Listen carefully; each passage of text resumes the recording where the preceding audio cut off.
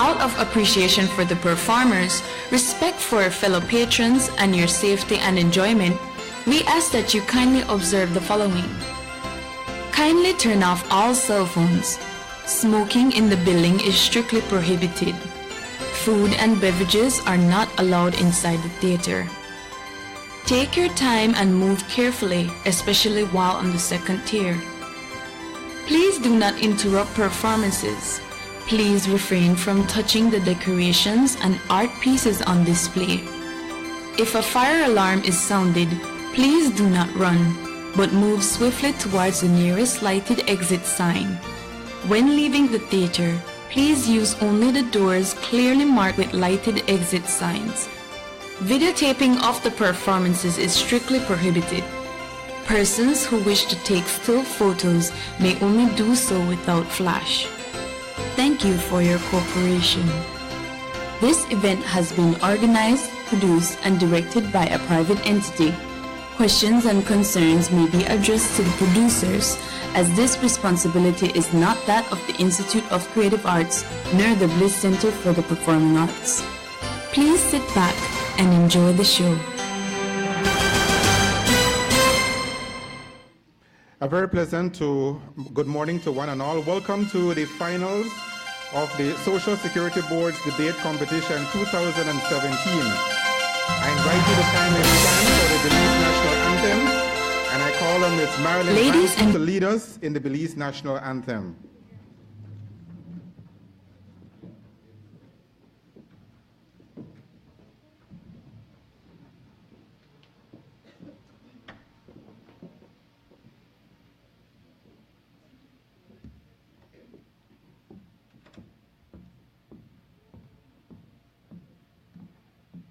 Good morning.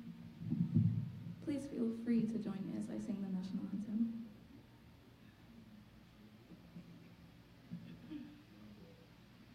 Gentlemen, welcome to the Bliss.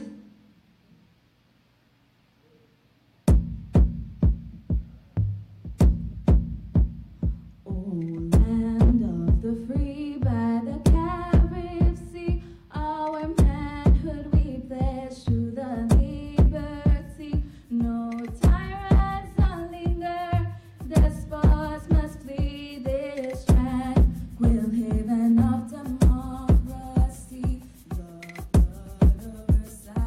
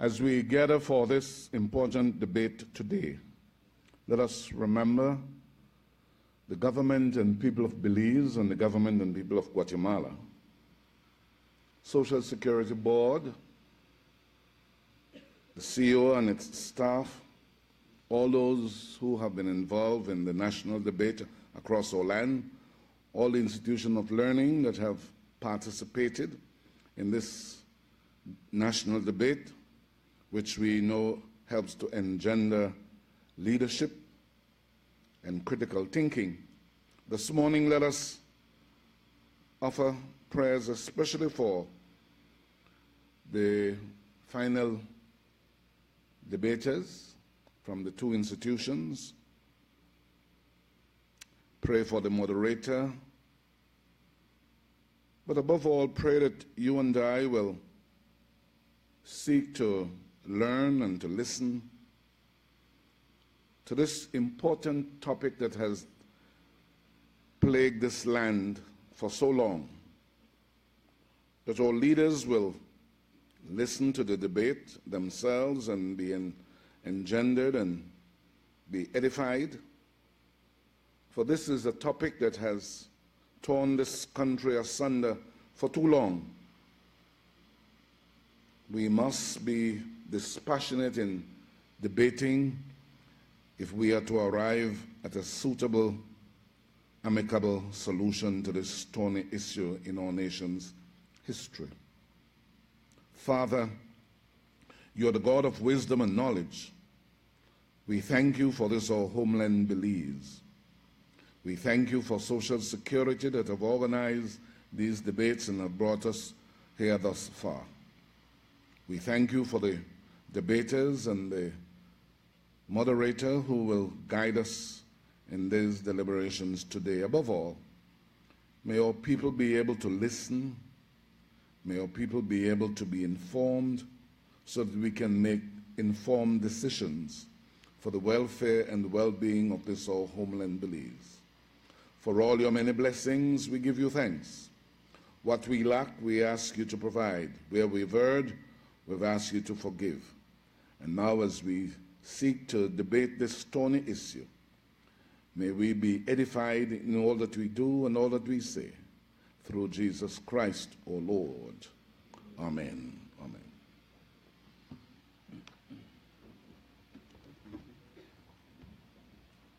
You may be seated. Management and staff of Belize Social Security Board, judges for today's debate competition, the moderator, timekeepers, members of the clergy, the participating junior colleges, the media, Belizeans all. Welcome to the finals of the 2017 national debate sponsored by the Belize Social Security Board with inputs from the government of Belize. We started many months ago with teams from Corozal to Stan Creek. But today on this stage, you will have two teams that hail from the south. Let's hear a round of applause for Ecumenical Junior College. And a round of applause for Independence Junior College.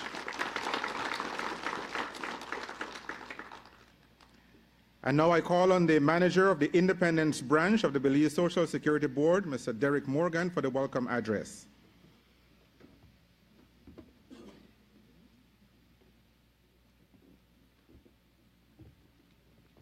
Thank you, Mr. Master of Ceremonies. Good morning once again. Protocol has been established by the MC, so I'll proceed directly to the address. Welcome to the grand finale of the third annual Social Security debate. This event was originally organized with the objective of engaging our community, creating a platform that enables the development of our bright young minds, cultivating a more informed Belize through intellectual discussion on national issues.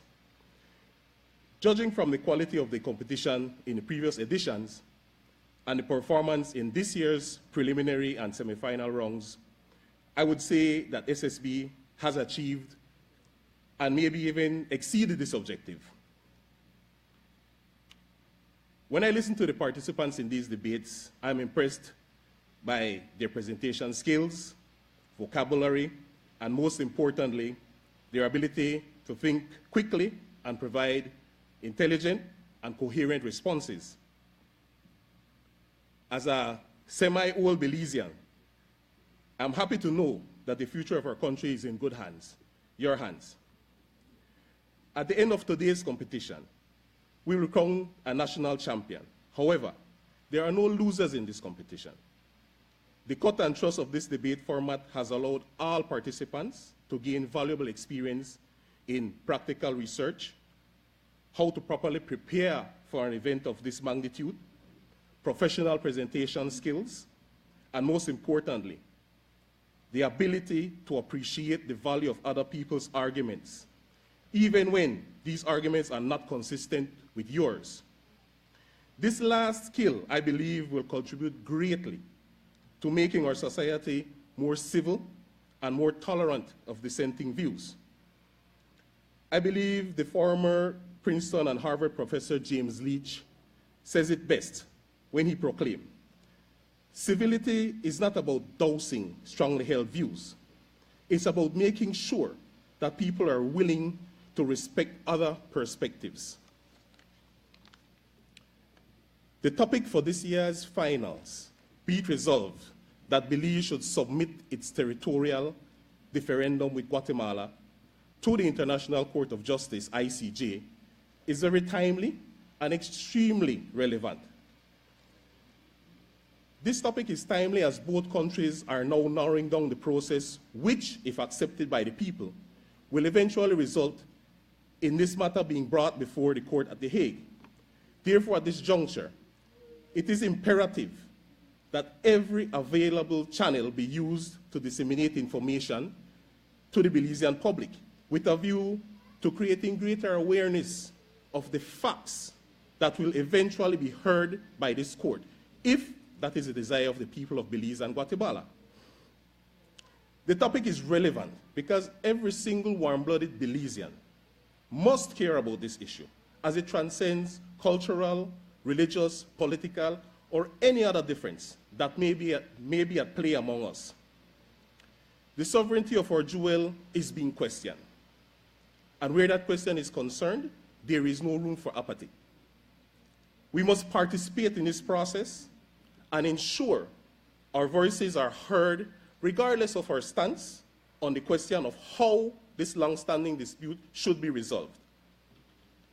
Now, being a resident of Independence Village, I'm particularly proud of the fact that the South is so overwhelmingly represented in this final round by the Ecumenical Junior College and Independence Junior College.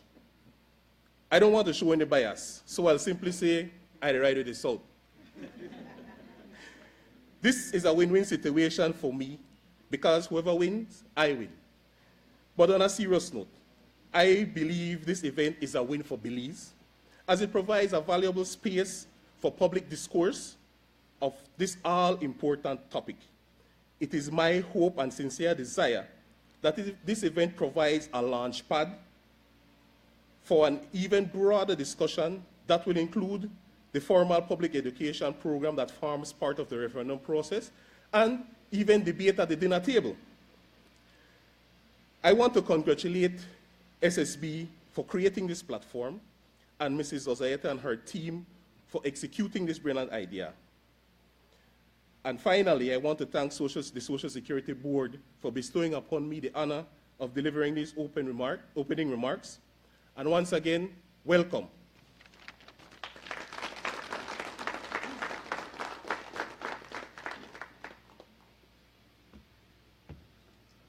Thank you very much, Mr. Morgan.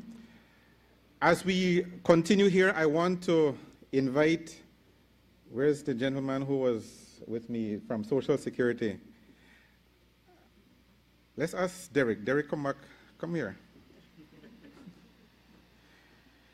We want to show them the gold cup that the winner will take away. Could you bring the gold cup right? Come model the gold cup for me. one of the teams from the South, see, he said he's supporting the South, will take that Gold Cup home. Thank you. And the debaters will have their say on the topic that you heard, arguing either in the affirmative or the negative on stage here today. But we want to let those who are viewing, either via Love FM, West Vision, Plus TV, or the national channel at home, you too can have your say. There is an ongoing poll right now on the same topic. And you go to socialsecuritybelize.org.bz. You go there and you can cast your vote right now. And for those who are still on their way inside the Bliss Center for the Performing Arts, there are ballot boxes on the outside that you can take advantage of before heading into the auditorium. And now I want to move right along to the introduction of the judges, and I will call on the communications officer at SSB, Ms. Janice Ely, to do us the honor of that. A round of applause for Janice.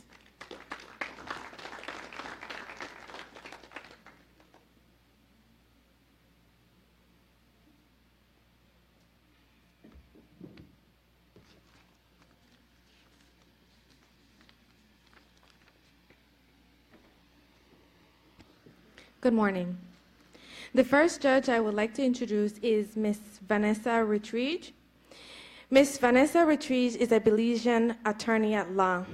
She studied at the University of the West Indies, where she obtained a Bachelor's of Law degree with honors, and at the Norman's Manley Law School, where she obtained her Certificate of Legal Education in 2006.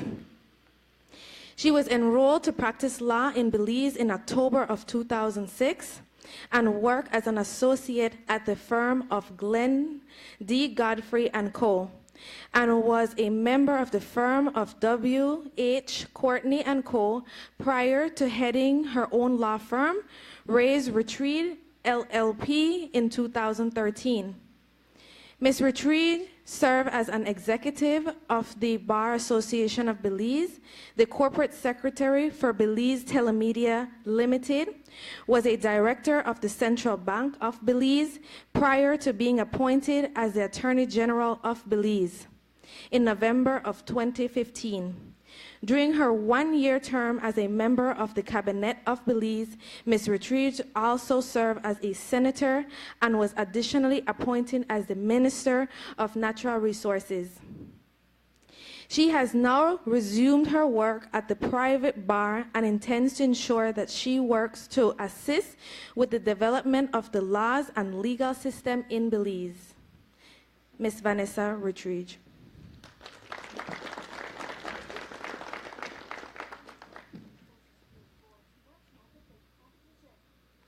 The next judge I would like to introduce is Ms. Brenda Armstrong. Ms. Brenda Armstrong is a career educator who has spent 42 years at the secondary and tertiary levels. She taught at St. Catherine's Academy from 1972 to 1989 and was a principal of Wesley College from 1989 until her retirement in 2013. She served as a dean of Wesley Junior College in 2003 to 2007 and president of the Junior College from 2007 to 2013. She is a former senator and also served on the board of the University of Belize. Currently, she is chair of the board of Belize National Library Service and Information System and is employed as a supervisor in the Secondary School Supervision and Support Unit of the Ministry of Education. Ms. Brenda Armstrong.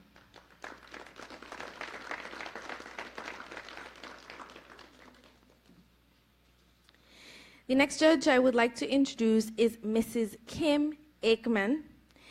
Mrs. Kim Aikman is a proud graduate of St. Hildy's College.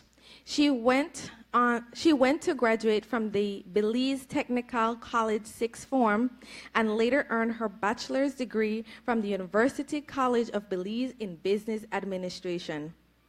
Mrs. Aikman has had a long association with the airline and tourism industry in Belize.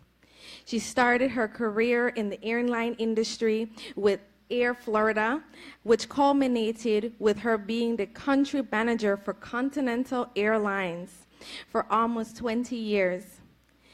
Her dynamic leadership has undoubtedly resulted in the success Continental enjoys in Belize today. A greater challenge for Mrs. Aikman, however, is her current position at the Belize Chamber of Commerce and Industry, where she is a Chief Executive Officer after having served 4 years as Director Member Relations. Her current portfolio places her at a varied nerve center of Belize commercial activities and the state of labor relations.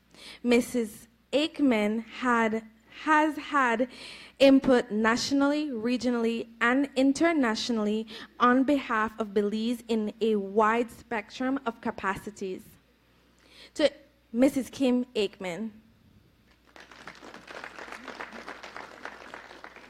To assist me in introducing the other judges, I would like to introduce Mrs. Gail Ozetta, the Chief Communications Officer.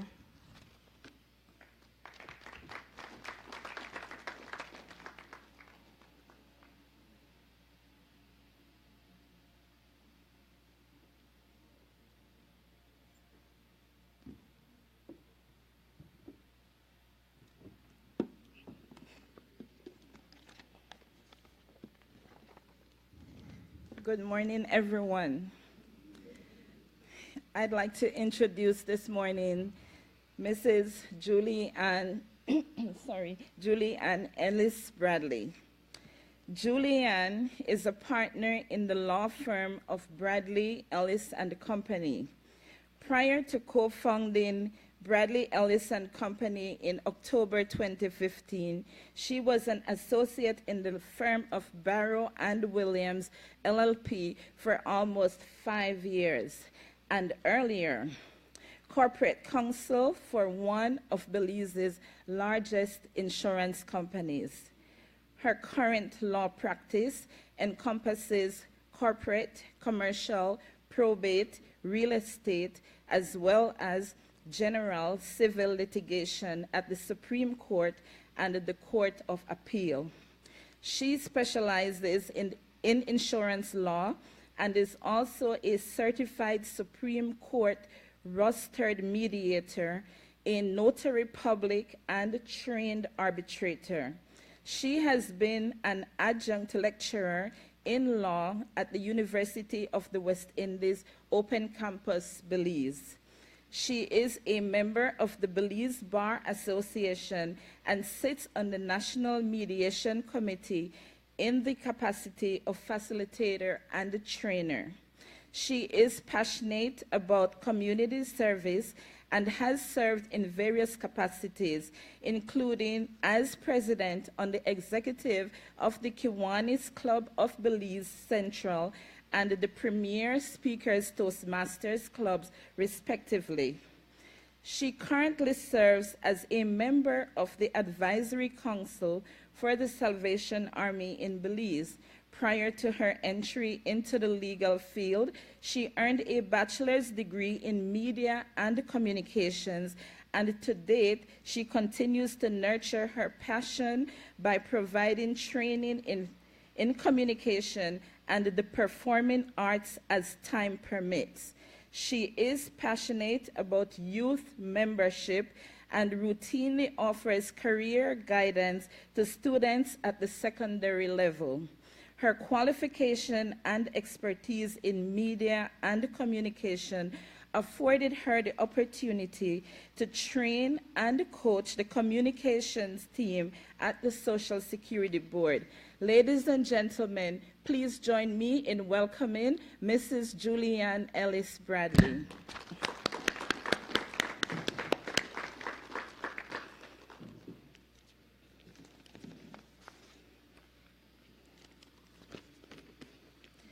I now introduce you to Ambassador David Gibson. Ambassador David Gibson is the founder and coordinator of the Center for Strategic Studies, Policy Analysis and Research, CSSPAR, a virtual think tank that conducts public policy research, advocacy, and negotiation for governments, NGOs, and special clients. CCSPAR has conducted research and advisory work on national security strategy, international relations, boundary dispute management, maritime affairs, sugarcane industry, petroleum resources management, energy efficiency and renewable energy strategy, governance, and strategic culture redesign. He holds a Bachelor of Science degree in government with honors from the University of the West Indies, Mona campus, and a Master of Arts in Development Studies from the International Institute of Social Studies, Erasmus, The Hague, Netherlands.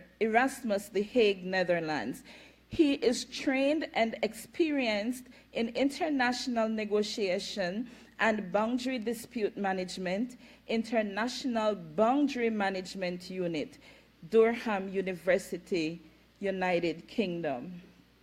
He served the government of Belize for 22 years as a permanent secretary in a number of ministries and as financial secretary when he served as a member of the Social Security Board of Directors. From 1993 to 2003, he was the permanent secretary, then chief executive officer in the Ministry of Foreign Affairs, and served as a member of the Belize-Guatemala negotiating team. He is accredited as Belize's ambassador, non-resident, to the Kingdom of Thailand. In 2002, he was honored by the government of the Republic of China on Taiwan with the award of the Grand Cross of Diplomacy, conferred on foreign diplomats who have rendered distinguished service in promoting peaceful and productive relations.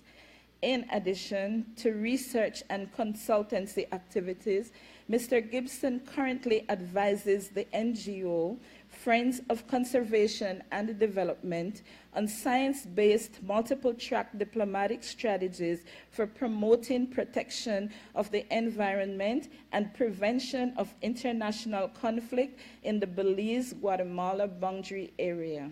Once again, ladies and gentlemen, please join me in welcoming Ambassador David Gibson.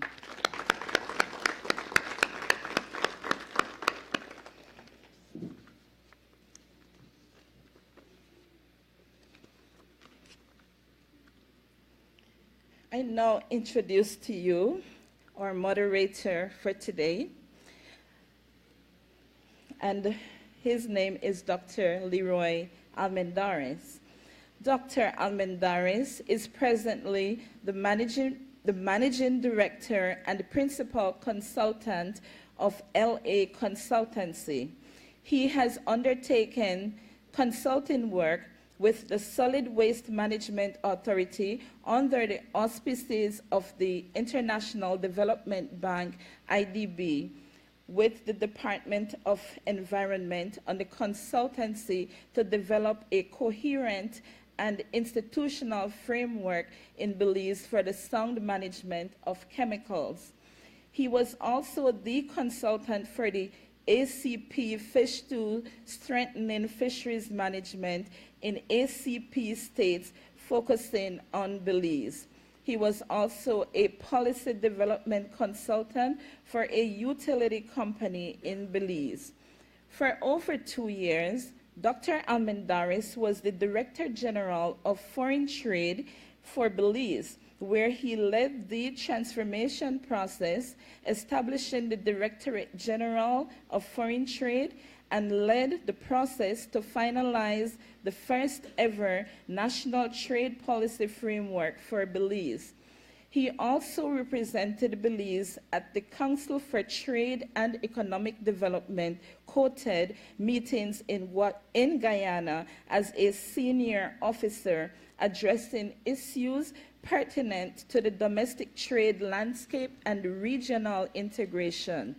He continues to offer services in international trade as a consultant on a domestic and regional basis.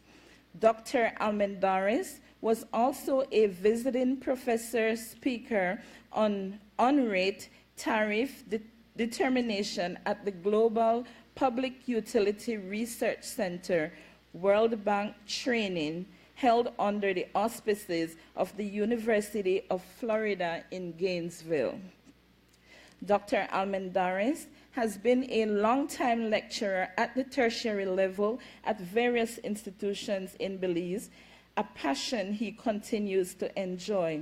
His doctoral dissertation was entitled "Using the Debate Technique as a Tool to Improve Critical Thinking in Economics," and it was his vision to one day see the realization of debate competition on a national basis. It has been a pleasure pairing with the Social Security Board to moderate these series of debates, which started over 2 years ago, and those were the words of Dr. Almendares. Ladies and gentlemen, without any further ado, I want you to join me in welcoming Dr. Leroy Almendares, after which I will pass over the entire process to him. Ladies and gentlemen, Dr. Leroy Almendares.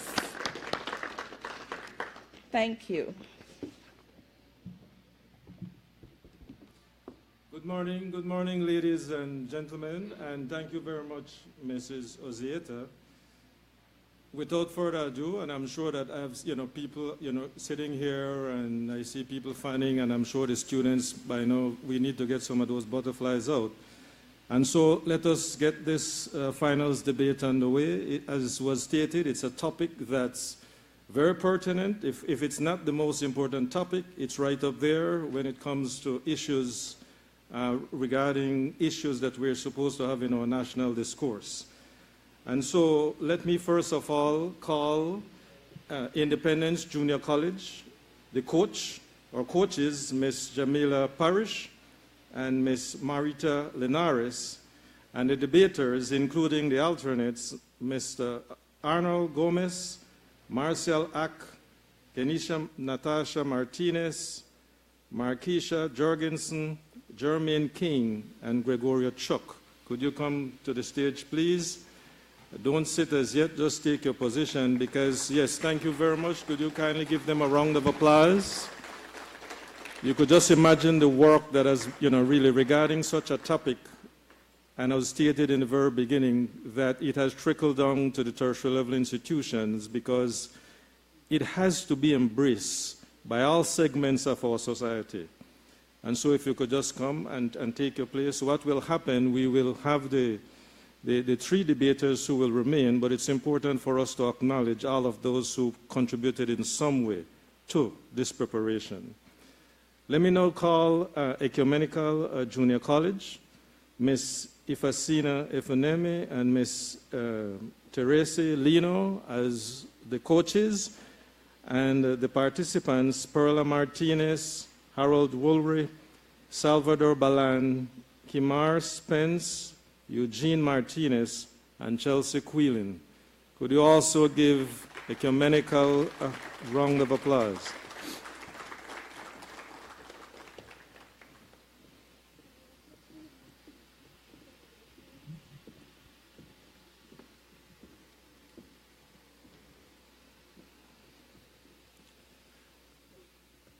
Could I just ask you then to give both schools a round of applause?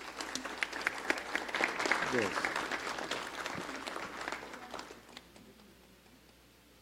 Now, as we usually say at the debates, the coaching the scratching, whatever, to get them prepared. All of these things, when I say scratching, it means scratching the coaches just, with all the nervousness possible.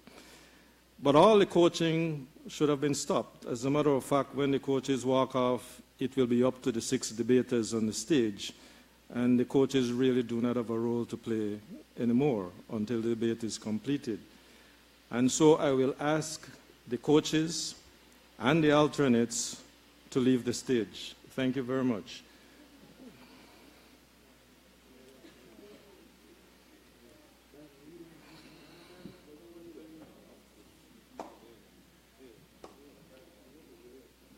There is a time limit to leave the stage, So if the other side will start and you're still embracing. I'm just kidding. What is life without humor?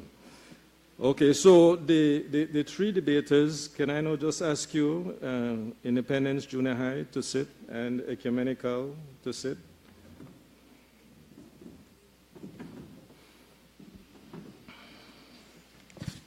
Now, what makes it even more intriguing for the audience, and especially for these debaters, is the fact that where this topic is concerned, they had to prepare for both sides, for both positions, the affirmative and the negative. They didn't have a clue, or they don't have a clue, until a coin is tossed. And so, if you notice, there are 3 on each side, but only 2 speak from each side. The third person is referred to as the whip. That person's role is to help with the preparation, to listen, and the rationale for that is whenever arguments are presented, you cannot have a prepared response. The response must be relevant to the argument as presented, so there cannot be a prepared response. Opening statements, closing statements are prepared, but response to arguments, no. And so their role is to listen and help with the preparation, because this is what the judges will be listening to, how you respond to these arguments. And also remember that they must treat each other with respect, and any information that is presented they should be able to substantiate or justify that information that is presented. Remember that if you say something, you must have found it somewhere where data, etc., is concerned. If you don't do that, then you're already editorializing, meaning it's just words out the top of your head rather than supported by research. Okay? But we all know that. So let me ask the 2 whips, since they won't be speaking, and this is where they speak, so if we could ask them to just come to the front. I have a coin here with a head and a tail, not 2 heads, nor 2 tails.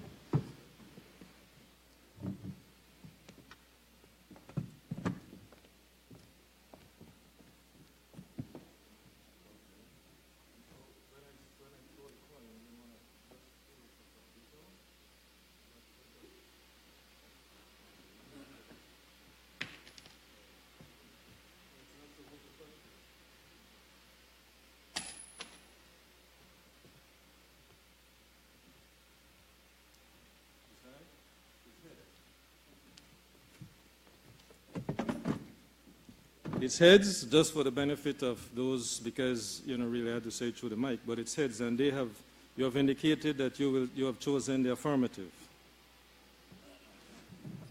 Okay, so Independence Junior College has chosen the affirmative, and therefore, Ecumenical, you will present on the negative. Whenever you start, introduce yourselves for the benefit of the judges and the audience. Okay? Make sure that you speak clearly. And we also know that there are 2 people sitting there with a bell. And whenever you hear that bell, we know for a fact that even if you were saying a long word, it's broken in half when the bell stops. And so therefore, let us then start for 2 minutes with opening statement by the affirmative.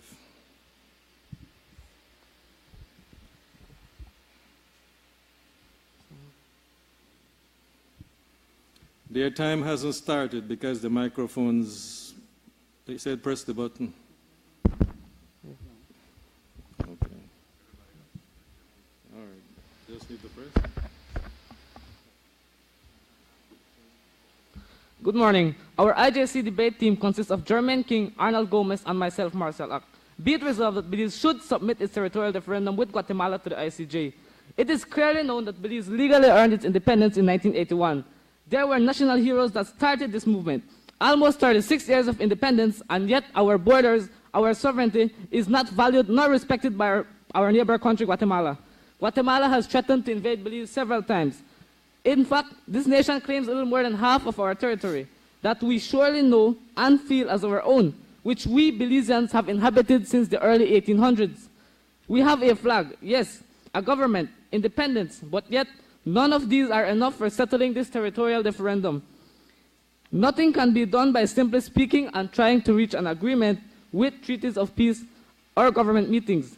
It is time for us to take this referendum to the ICJ. Guatemala does not have a valid claim with the sovereign nation of Belize, which is a member of the British Commonwealth of Nations and the UN. Val 2013 states that we are a sovereign country because we belong to the British Commonwealth of Nations, and our titular head of state is Queen Elizabeth II. Guatemala declared its claim to the territory that now forms the nation-state of Belize, which was being administered at that time by the British government.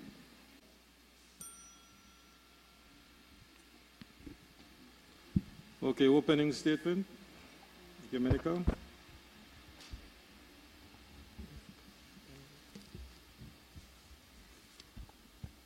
Good morning, one and all. By way of introduction, I am Perla Martinez. With me are my colleagues Harold Woolery and Kimar Spence. Resolve: Belize should not submit its territorial referendum with Guatemala to the ICJ. Merriam-Webster defines territorial as of or relating to land or water that is owned or controlled by a government. The word magic translation of referendum is a disagreement or argument about something important, a state of opposition between persons or ideas or interests. The International Court of Justice, ICJ, is described on its own website as the principal judicial organ of the United Nations.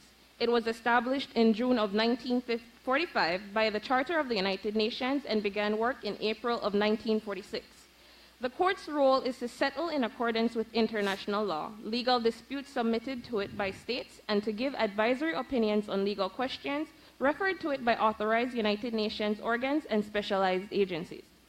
Senior counsel Lisa Sherman wrote in 2008 that Belizeans tend to loudly complain about having insufficient knowledge about this Guatemalan claim, and many find it difficult to summon the energy to update and educate ourselves on the issue, until, that is, there is some immediate threat, real or perceived. As tertiary level students who have done our research, we are here to educate and share what we have learned. In this debate, we will establish that by submitting this territorial referendum to the ICJ, we will not effectively nor comprehensively resolve this long-standing issue. We will highlight the fact that Belize has not sufficiently explored or exhausted alternatives, and to address this issue, that taking the matter to the ICJ does not guarantee a final resolution to the problem. We hold strongly to the view that Belize should not submit its territorial referendum to the ICJ. Thank you.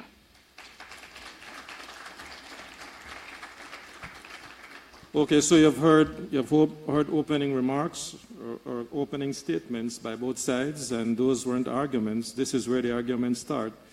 And as indicated, the other side must listen because the response must be related to what was said. The first argument will be presented by the affirmative, and this argument is for up to 5 minutes. You do not have to take the 5 minutes. That's up to you.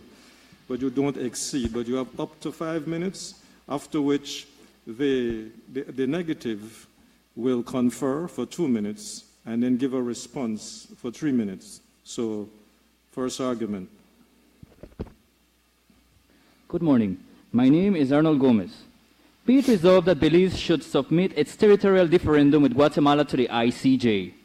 My worthy opponent, illegal trespassing to undertake illegal activities such as logging, deforestation in the Chiquiboul, looting of archaeological artifacts, chate cutting, and land claiming, isn't this a blatant disrespect to our borders that have been agreed upon between Great Britain and Guatemala? There are no needs for further negotiations because Guatemala and Belize had exhausted all diplomatic, political, and negotiation channels for 144 years without a solution. It is time to go to the ICJ. According to a special agreement which was signed by the Foreign Minister of Belize and Guatemala on the 8th of December of 2008, following a long period of unsuccessful negotiations seeking a solution to Guatemala's unsounding claim to Belizean territory, this agreement set out the issue to be examined by the International Court of Justice and the question to be put to the people, both countries, national referenda. What are the issues to be reviewed by the ICJ? The United Nations is aware of the territorial dispute and of the boundary treaty. The United Nations General Assembly reaffirms the right of the people to believe self-determination, independence, and territorial integrity. It was not until 1991, 10 years after Belize attained independence, that Guatemala officially recognized Belize's independence. Guatemala's frequent incursions into Belize for the purpose of plundering and even settling in Belizean territory clearly shows that Guatemala has no respect for Belize's borders, which were agreed by both the Treaty of 1859 and 1931. Sanchez 2013 stated that the special agreement that would have formed the way to the International Court of Justice is still intact. But both Belize and Guatemala have cast aside plans to go to the ICJ for the time being. But the discussion on the best plans to end Guatemala's unfounded claim continues. A professor with expertise in international maritime law visited Belize as part of a partial agreement between the University of Wollongong and the Caribbean Regional Fisheries Mechanism, CRFM. News 5 spoke to Professor Warwick Gullet about Belize's chances at the ICJ. Professor Gullet stated, "Briefly looking at Guatemala's claim, I don't see any basis of it in international law. The key reason is the international right of self-determination, and the whole basis of that is that people are governed, should be governed by their consent. And the whole southern area of Belize is possessed and occupied by Belize, with Belizeans there, rather than Guatemala.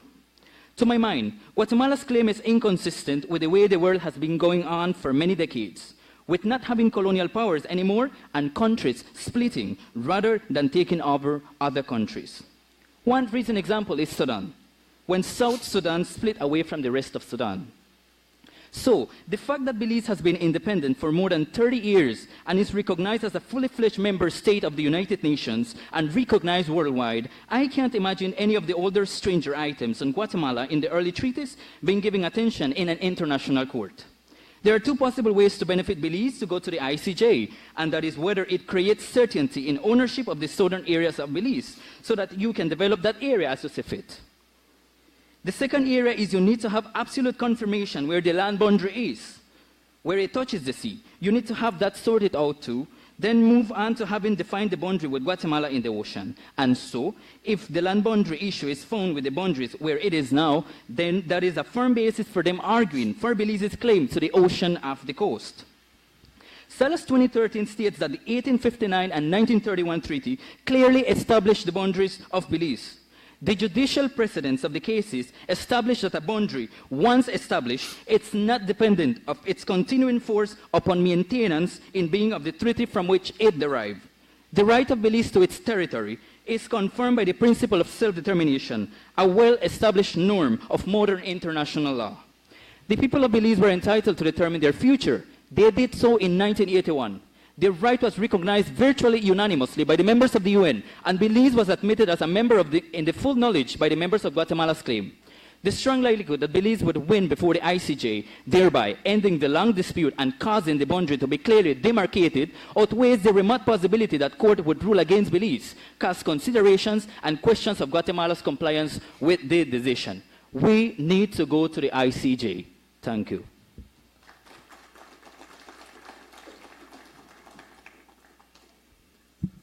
Okay, Ecumenical, you have heard that argument. You have your 2 minutes to confer and 3 minutes to respond.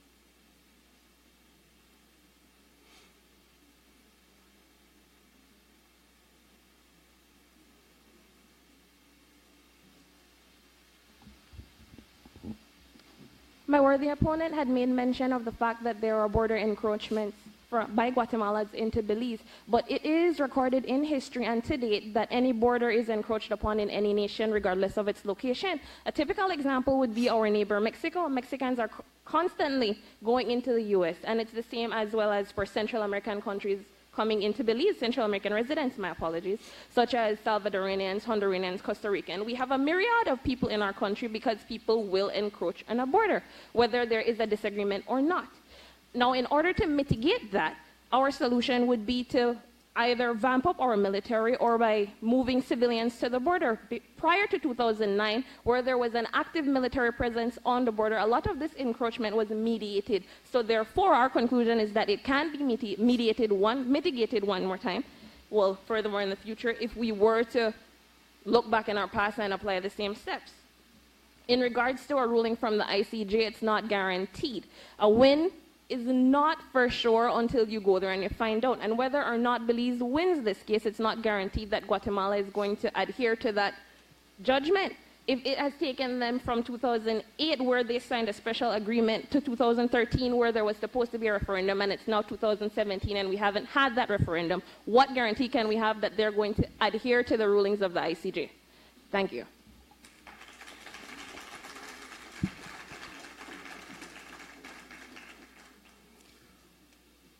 Okay, now the negative side, you will now present your first argument, and that is for 5 minutes. And the affirmative, you will then have 2 minutes to confer and 3 minutes to respond. Remember, it's up to. It's all up to you. Is it utterly necessary for Belize to submit its referendum in regards to Belize-Guatemala territorial dispute to the International Court of Justice?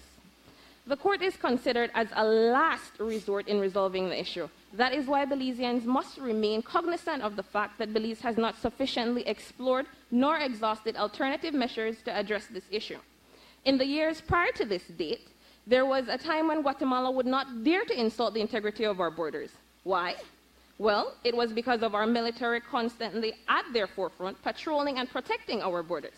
When we spoke with Mr. Will Mejia of the Belize Territorial Volunteers on April the 18th of this year, 2017, he told us that an alternative to addressing the issue for this government of Belize is to invest more in its military and implement formidable protection at the southern and western borders of Belize. Former Lieutenant of the BDF Regular Forces, Alex Nalberto, supported this view when he expressed to us that in his years as a regular soldier, patrolling the border was routine, and at that time, the BDF had the respect of Guatemala's armed forces as well as their civilians. Incursions, though they may occur from time to time, were not frequent. Over the years, however, and especially due to the considerable reduction of such patrols, that respect has deteriorated. Several former BDF soldiers who participated in our survey of 300 respondents expressed dissatisfaction in the political will of Belize's leaders, which appears lacking and has weakened Belize's position in the face of Guatemala's bullying. With proper investments in our armed forces, Belize can regain its respect along the borders. Why not enforce more protection of the national parks in the south, such as the Sarstoon-Temash National Park? When our team traveled to the Sarstoon last week, we were disheartened to witness encroachments on our territory where Guatemalan fishermen were casting gill nets far into Belizean waters just south of Barranco. This despite the presence of BDF soldiers at the Sarstoon. We need to provide more physical protection of our borders, and in so doing, we will also be guarding the myriad of Belizean resources that are of Belizean soil and sea, which Guatemalan nationals pillage on a day-to-day basis. Mejia also explained that in the northern portion of our western border, where there are also protected areas and private property, incidents of encroachment are non-existent due to the proper patrolling of these areas. He suggested that the government of Belize more sustainably invest in the resources available in our forests, and a portion of these monies allocated from this venture can go right back into our military. Apart from strengthening our patrols at our borders and protected areas, what about populating these areas with Belizeans per se? GOB can certainly explore moving people out of crowded urban centers such as Belize City and populating those border areas with Belizeans. Wouldn't this be more feasible and alternative as opposed to leaving prime land there open for consumption from Guatemalans? This came up among the plethora of suggestions respondents brought to us when we asked of alternatives of going to the ICJ. Respondents also spoke of additional talks with Guatemala to seek their cooperation. Other respondents raised the concern that this is a problem that the British got into with the Guatemala, and so why not have them resolve it? Has our government even gone to discuss with the mother country, who appears on our currency and is constitutional head of our state? All we keep hearing about this last resort ICJ, but what about all the steps along the way that we're missing?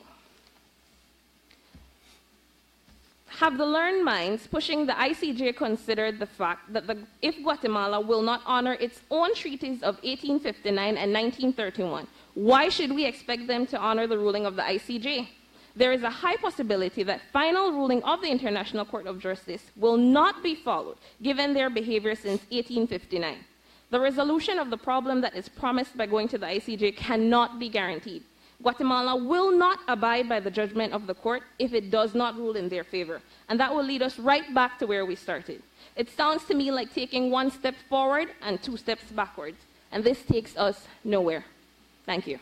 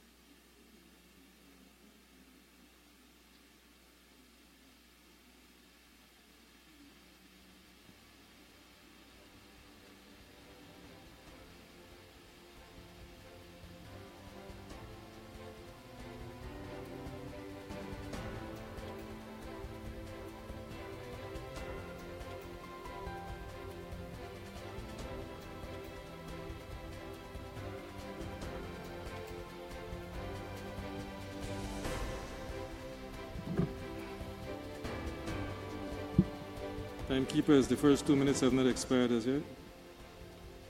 No, but because, when you rate the bell, that means their 3 minutes would have started, right? So for the first 2 minutes when they're conferring, it's important for them to know that their 2 minutes are up. Okay?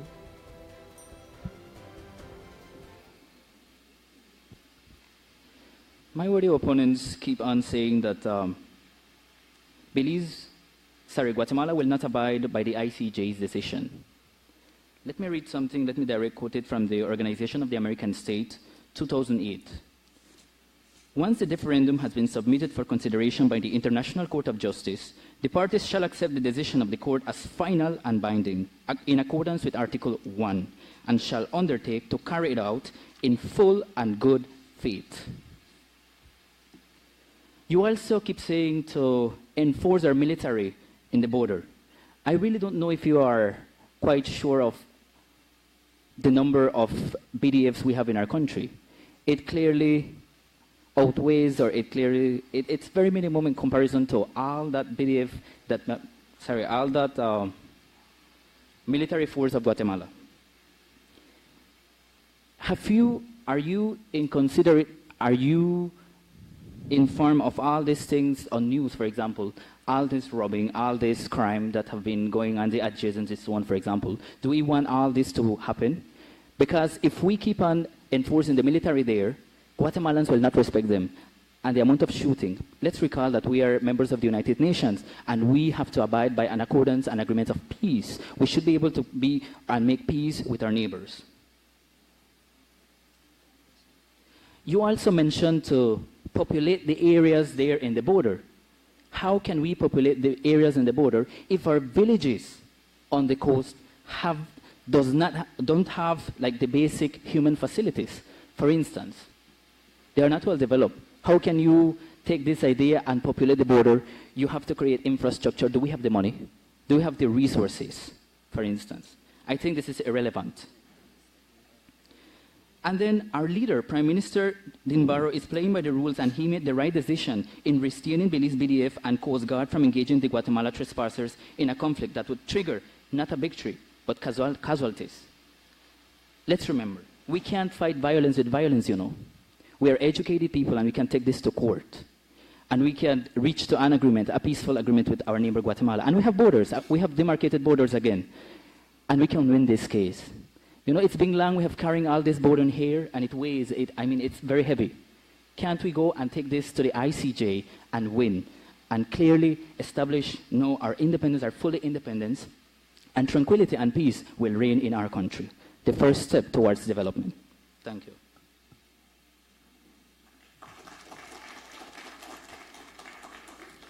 Okay, just for the benefit of the audience, those who are here and those who are viewing, there are times when you do have a pause, and the pause means that they are conferring.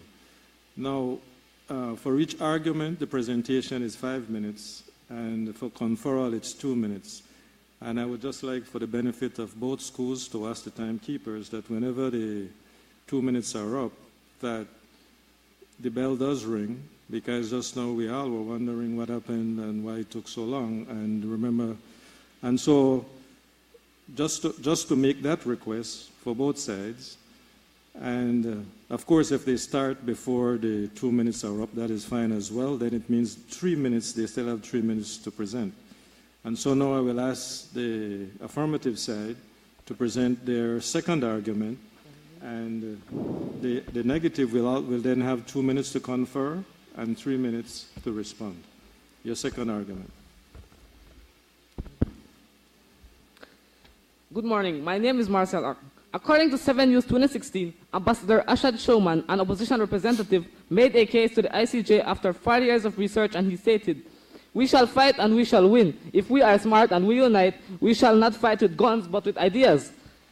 Ideas that we must take to the world community with such strong support that Guatemala will have to listen. The ICJ is an organ of the UN. It is part of the UN Charter, which states in Article 33, the parties to any disputes, the continuance of which is likely to endanger the maintenance of international peace and security." That sounds like one between us and Guatemala. "The parties shall first of all seek a solution by negotiation, inquiring mediation, conciliation, arbitration, judicial settlement, resort to regional agencies and other peaceful means of their own choice." Article 36 says, "The Security Council may recommend appropriate procedures or methods of adjustment." It also states in making these recommendations, the Security Council shall also take into consideration that legal disputes should, as general rule, be referred to the parties by the ICJ. According to the reporter dated November 13, 2015, Alejandro Vernon stated that Guatemala's claim has been referred to the ICJ under the UN Charter, which is to settle border disputes emanating from neighboring independent nations when all negotiations have already failed. Belize will win at the ICJ with the protection of the UN Security Council. My worthy opponents, are you aware that Guatemala will continue to raid our resources and show aggression towards our military if we don't go to the ICJ to settle this claim?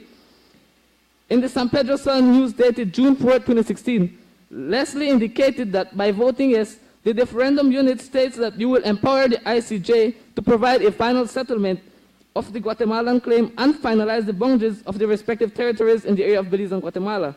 Belize will also gain universal recognition of our lands, islands, and maritime territories. However, if Belize refuses to go to the ICJ, we risk losing international support, and that future generations will be penalized in terms of security, economic resources, and lost opportunities. My worthy opponents, are you aware that internationally recognized experts, namely Sir Elijo Lucarpat, ex-judge of the ICJ, Judge Stephen Squibel, Professor Shabatai Rosseni, and Professor Francisco Orrego Vicuña, have published and discussed their opinions of our legal chances, and that Guatemala's claim is unfounded, ludicrous, and baseless. Therefore, if eminent international lawyers, including an ex-judge of the ICJ, have published a book denouncing Guatemala, then why is it that you believe we should not go to the ICJ? If we go to the ICJ, we can bring about a final settlement of the Belize territorial claim. Guatemala contended that in the 1859 convention was terminated due to non-fulfillment of Article 7 of the convention. Even if it was terminated, Guatemala would not have resisted any claim to Belize territories. Also, at no point in time did Guatemala have untitled to the area of Belize. Therefore, Guatemala has no right to claim Belize territories. This is a great point that Belize can't put out so that the ICJ can be in its favor. According to Lucarpat, Squibel, Rosseni, and Vicuña 2002, in the Book of Legal Opinion on Guatemala's territorial claim to Belize, Belize possesses a good title to its territory, and that it is supported by two treaties, namely the 1859 Convention and the 1931 Exchange of Notes, which are both valid and binding to both nations. The Reporter newspaper dated January 4, 2013 states that this claim started from 1863. Mr. George Price and our lawyers should have insisted on an ICJ solution long before between Great Britain and Guatemala long ago. It is time to settle this matter once and for all. First was Ambassador Leslie, who recommended that Belize should head to the ICJ. He emphasized on the fact that Belize has experienced lawyers and that there is no way the country can lose the case in international arbitration. According to Leslie, one of the main reasons for trusting the International Court is the fact that Belizeans have occupied Belize for so long, in contrast to any occupations or governance by Guatemala. He also exposed some of the historical ratifications which Guatemala failed to do when Great Britain was willing to take the issue to the ICJ long before Belize became independent. Therefore, such Guatemalan reluctance to cooperate is another point against of the neighboring country. Leslie assured the audience that the country has nothing to lose since the case is in good hands of the experts. He pointed out similar cases which ended positively for the underdog country. We strongly believe that going to the ICJ is the best way to settle this situation after a long history of negotiations resulting not on a good outcome, but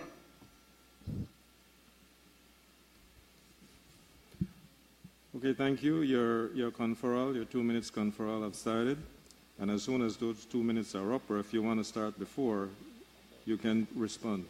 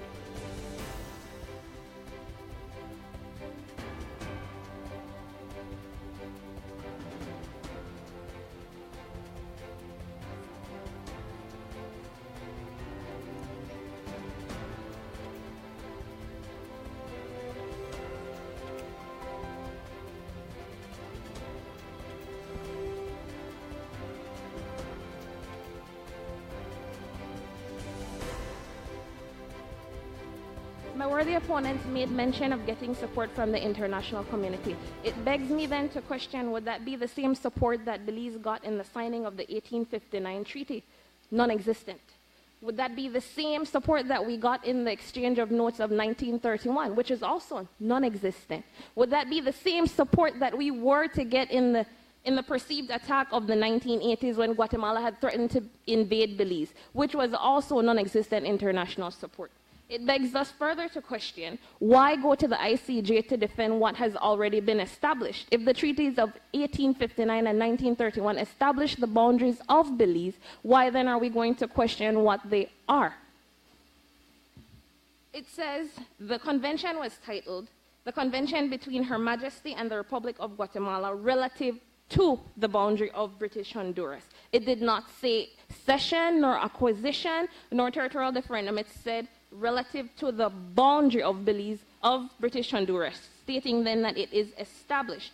My worthy opponent also made mention of the words of our Lord Assad Schuman, who is quoted as saying, "Going to the ICJ is now our best and only chance to make Guatemala recognize and respect our borders."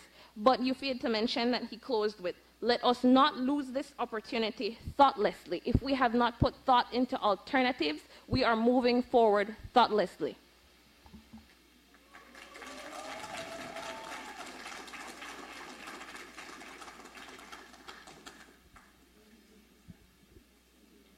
Okay, Ecumenical, now it's time for your second argument, and IJC, you will have your 2 minutes to confer and your 3 minutes to respond.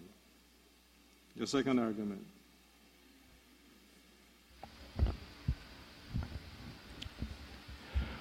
We've heard the argument that taking the matter to the ICJ will end the problem with Guatemala once and for all, even though we cannot be guaranteed that the problem will in fact, and even after the decision of the ICJ. The proponents of going to the ICJ don't tell you how much this will cost us. Ambassador Leslie told us it would cost millions. Just how much millions he could not say, but we can rest assured it would be a whole lot, considering that as he explained, we would have to have a team of attorneys with various areas of expertise, such as in maritime law, environmental law, and other areas of specialization. These would be hired from law firms in England, France, and other countries so that Belize would have the most qualified representation to defend our case at the International Court of Justice.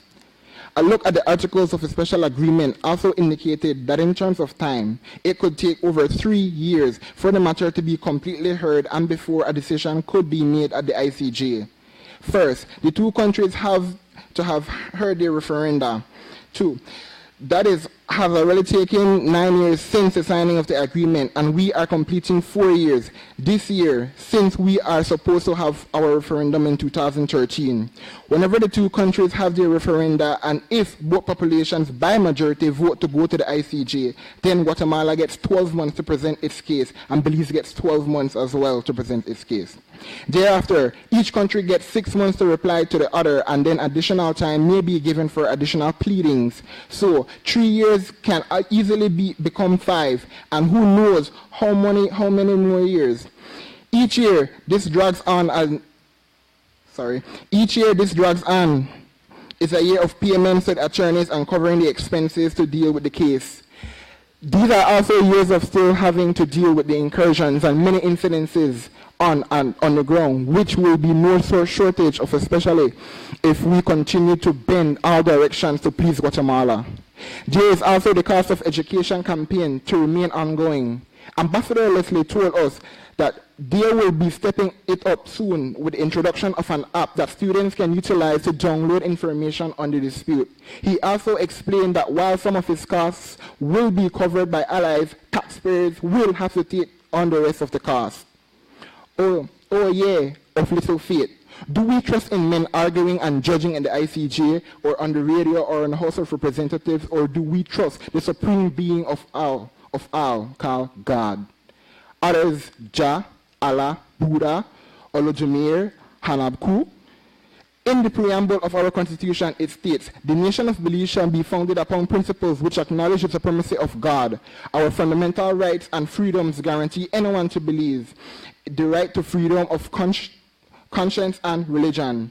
Despite all this faith, though, and statistics show that the majority of the Belizeans are some from Christian, yet no collective exploration of Belize's spiritual strength has been put forward as an alternative to running the ICJ.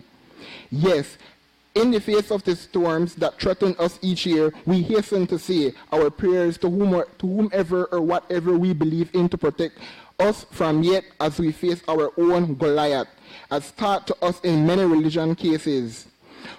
Why, oh why, do we so greatly and embracingly lack the courage and faith that little David had? This cowardice is evident from the top of many Belizeans shared in the sentiment in our survey, and certainly we've heard it on the airwaves that our governments, red and blue, have lacked courage in the face of Guatemala over these many years to be present.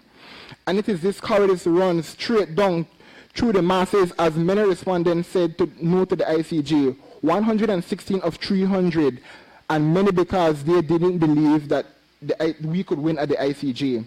So another alternative response to running to the ICJ and placing such great faith in men is to utilize the collective and diverse spiritual forces in the operation of our country.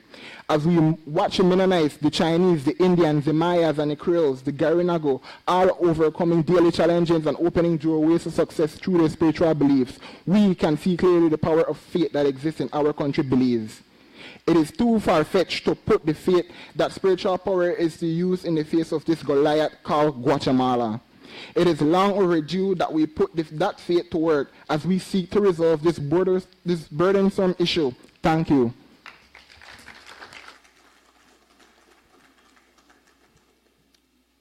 Okay, Independence, your 2 minutes have started.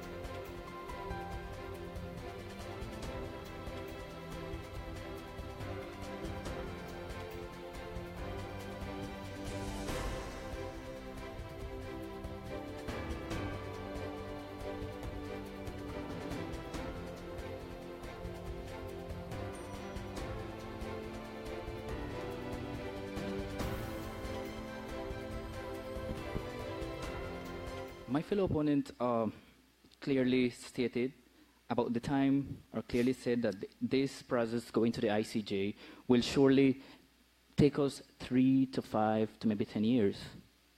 But then this time span, I think it's better to take this to the ICJ and take 5, 10 years and resolve this than being with this heavy burden from 144 years that we will not resolve and that we will keep dragging for generations. Wouldn't it be best to put a stop to all this from now and take to the ICJ? They are telling us, they said about cost.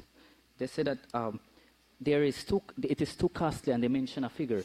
I believe it's $4.5 million just for the ICJ campaigning, right? That says on our information. But then, are you suggesting not to educate our people? Because you suggested in one of your arguments also that we should populate the border. But by populating the border, then it's a whole lot of money we're going to invest there.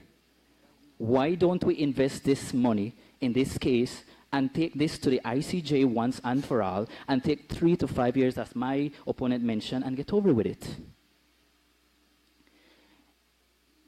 They give us a history of all these disputes and of all this not getting the community, the international community support. But let's recall that back then, British Honduras was not a member of the UN. Belize is now a member of the UN. So Belize can now have the international support from the community.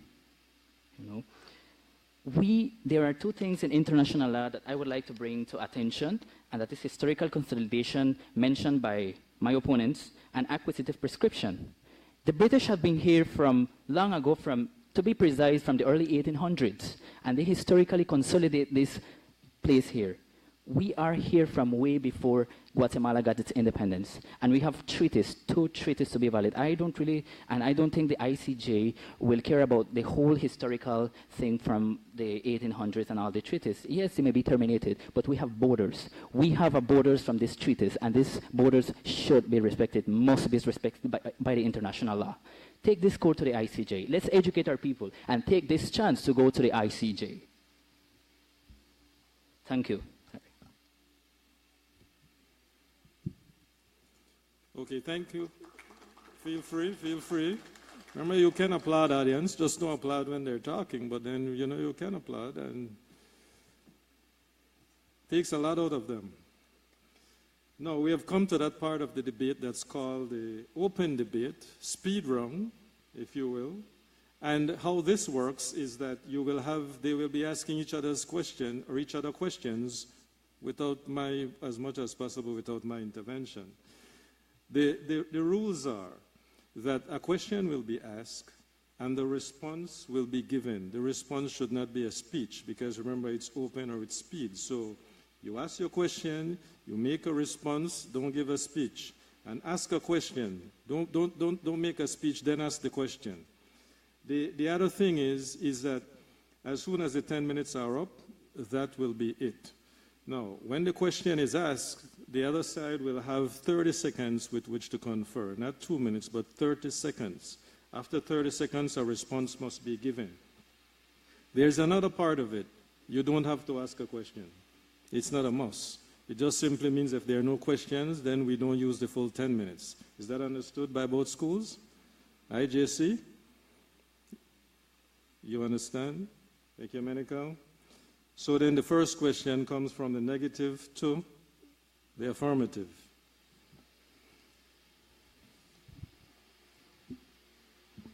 In the event that the ICJ rules in favor of Belize, who and how would be responsible for the enforcement of this ruling?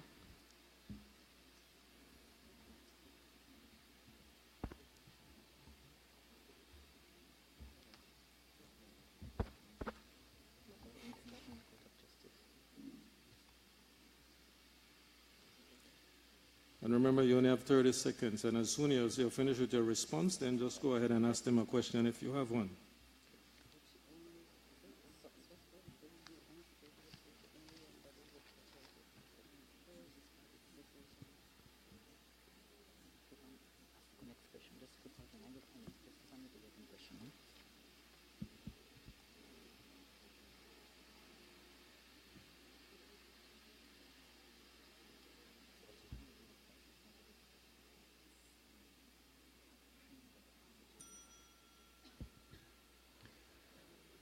Guatemala will be the first responsible because it has signed a document to carry this to the ICJ.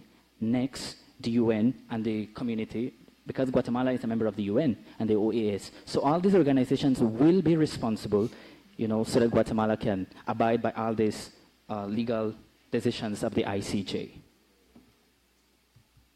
Okay, you have a question?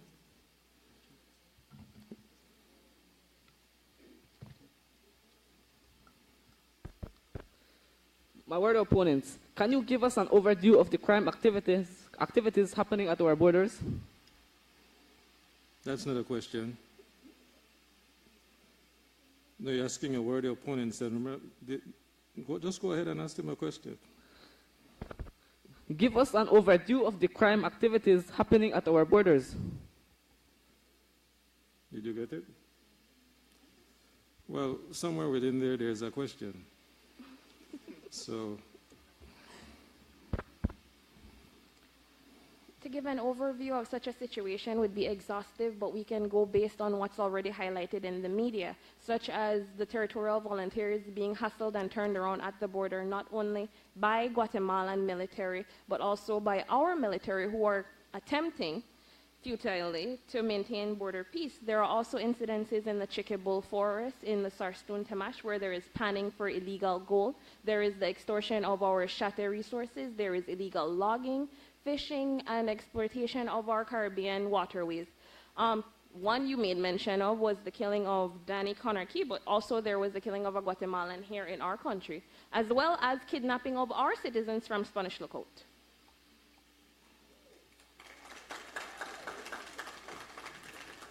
okay.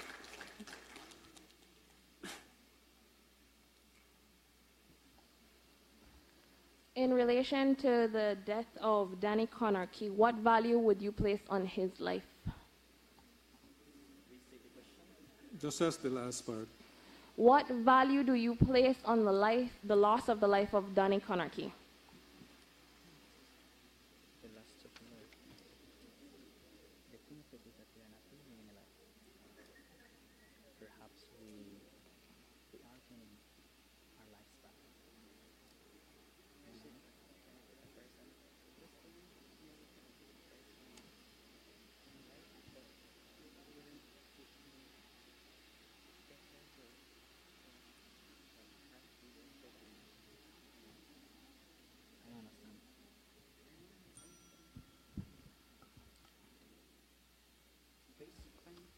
Basically, the value of life, you just stated in your question, we are not jeopardizing any life here. We are just getting our life back.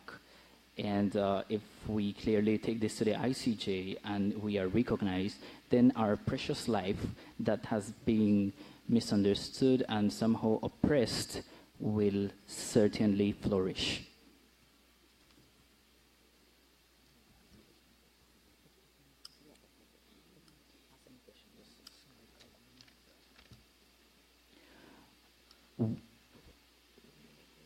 What can you say about historical consolidation in the country of Belize? Wait, ask that again. What can you say? What can you say of the term historical consolidation in reference to this dispute of Belize going to the ICJ? I mentioned it in the argument. Sorry. Excuse me, clarify, consideration or consolidation? Historical consolidation. In accordance to historical consolidation, we'd be looking then at the treaties of 1859 and 1931. Sorry, the exchange of notes of 1931. Both which have been rendered useless considering our history and that Guatemala still is claiming Belize. So I don't see the relevance of those treaties in our history if we still have the claim.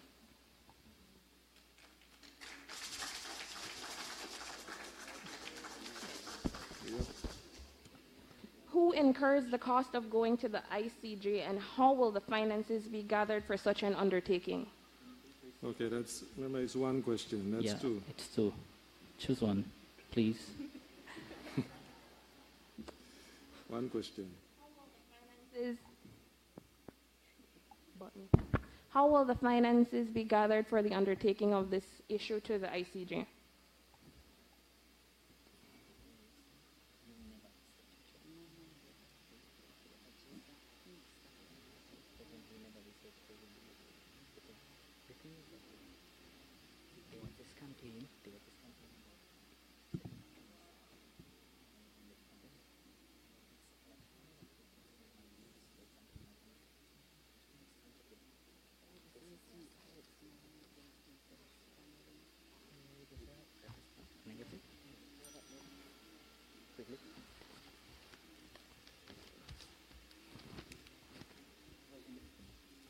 Well, in the first place, we are an international community and we are part of many organizations. And trust me that the UN, for instance, and all these countries, they are eager to end this Guatemala claim, and they will help us in terms of financially. Also, a lot of money go and get wasted in our country. Don't you think it's time to target our government and target, so that they can get this extra money or this money that has been wasted and just put it on a bank account or something and try to do a national fund, just for the ICJ? That was your other question? Oh, okay. I thought you were asking them. All right.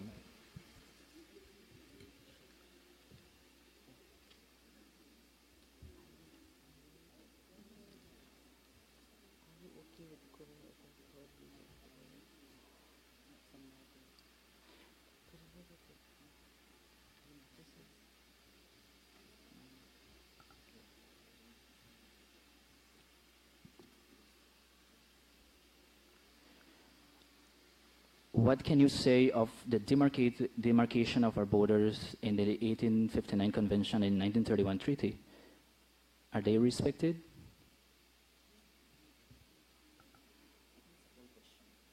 What's that? It's one question?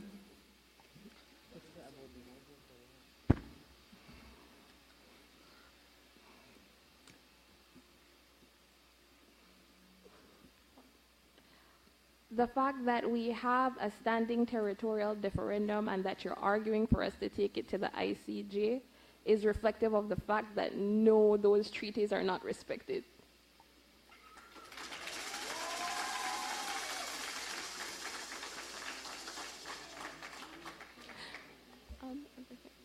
In the event that the ICJ rules in favor of Guatemala, what would that mean for Belizeans? Can you please restate your question?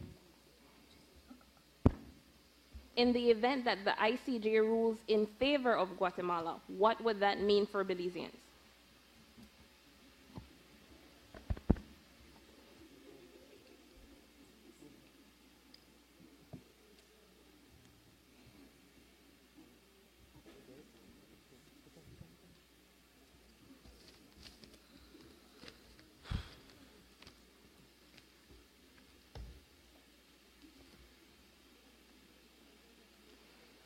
Well, we are the affirmative, right? And we are very sure that Belize will win this case in the ICJ, and directly from our argument. The strong likelihood that Belize would win before the ICJ, thereby ending the long dispute and causing the boundary to be clearly demarcated, outweighs the remote possibility that court would rule against Belize. Timekeeper, how much more time do we have out of the 10 minutes?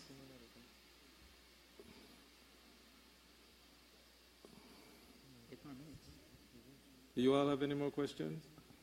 Remember, it's not a must, It's not a must. I think that's the end of it. And they just exhaled anyway. But it wasn't a must. Remember, if you didn't have a question, you didn't have to ask a question. But that was the end of, see, he's still exhaling. But that's the end of the open debate, the speed round, and that's where they ask each other questions. And of course, the judges were listening to their responses. We have now come to closing remarks. So we have had opening, first and second argument by both schools. We now come to closing remarks. Remember, the arguments are concluded. It's now closing remarks. And so for 3 minutes, your closing remarks, Independence Junior High. The affirmative. Be it resolved that Belize should submit its territorial referendum with Guatemala to the ICJ. Belize should go to the ICJ. Our dispute with Guatemala has been an overdue dispute. Many Belizeans are filled with fear of losing their country to a war or invasion from Guatemala. We know that our country is smaller and our defense force is less equipped than Guatemala's. It is much easier for us to come to peaceful agreements than to resort to violence. It is better for us as Belizeans to place our trust in the court than in our defense force and our population to fight off Guatemalan attacks. My opponents are saying that we have much to lose by going to court. We have much to lose whether we go or not go. Which is better, to not go to court and try to negotiate with inconsiderate and demanding neighbors who want to get what they want by any means necessary? Or to go to the ICJ and place our trust in our many educated lawyers to fight our case for us? We choose going to court. We have to fight for our country, but it's better to choose our battles carefully and choose the fight that we have a better chance of winning. The facts are clear. Belize was recognized with all its actual territory in 1981 upon obtaining independence by the UN.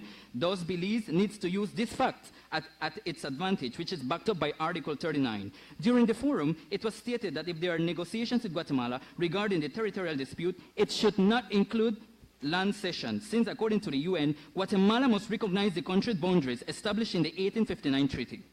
Prior to the boundary treaty, in 1856, the Dallas-Calderon Treaty stated that from the end of the Yucatan Peninsula, the boundary of the English settlement of British Honduras, now Belize, would start and extend it all the way to the Sarsoon River at the southernmost tip of the territory. The treaty also demanded that Great Britain urgently establish a western boundary with Guatemala, since the northern and southern borders had already been established. News 2016. We have a very good case, and our team believes that Belize should submit its territorial referendum with Guatemala to the ICJ. Thank you.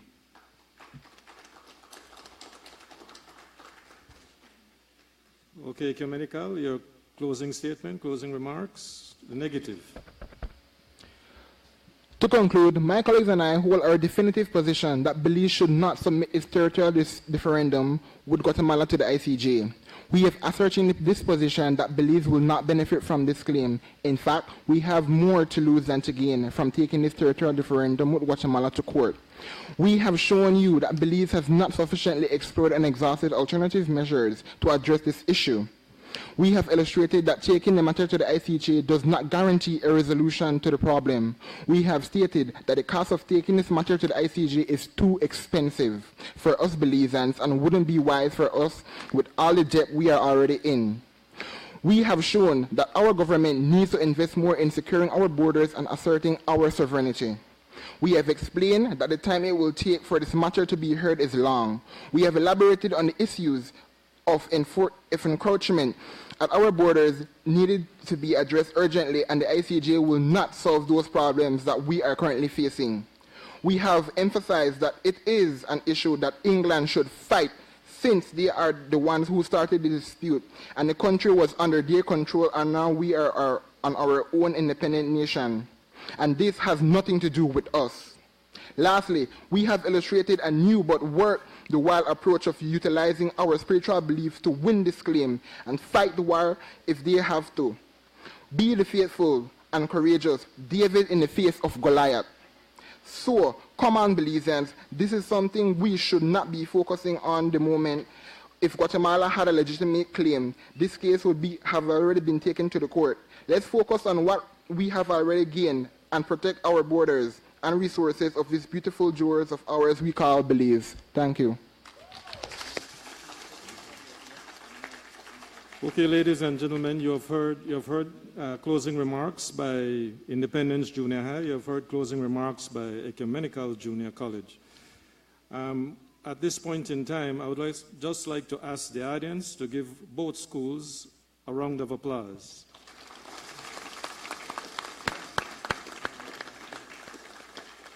You have heard, it surely has not been easy. You have heard from the affirmative by Independence Junior High, and you have heard the negative by Ecumenical Junior College. We come to that part of the debate now where the audience participation. So you were listening, you heard both sides, you heard the affirmative, you heard the negative. You can now ask questions to any or both sides. The only thing I ask is that it be a question, a brief question, that we don't make speeches, and we don't debate them. They have just debated each other. So for 15 minutes, or up to 15 minutes, if there are questions, we will take questions, and you direct your questions to one or both sides. The only people exempted from asking questions are the coaches.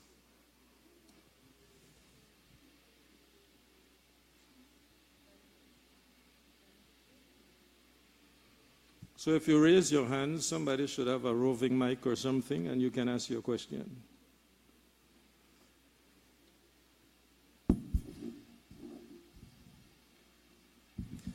Of course, the judges can ask questions as well. So I will open it to the judges while the others are thinking if there are any questions for any of the two sides from the judges.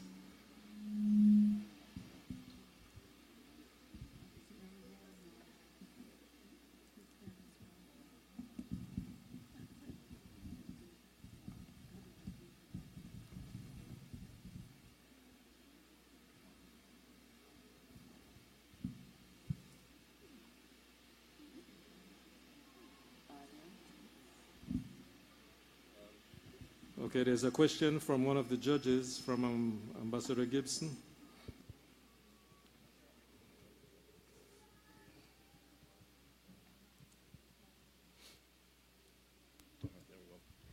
Okay, so the ecumenical, a bit more clarification on the spiritual energy and how that converts into a tangible, meaningful, effective counter to any and everything else.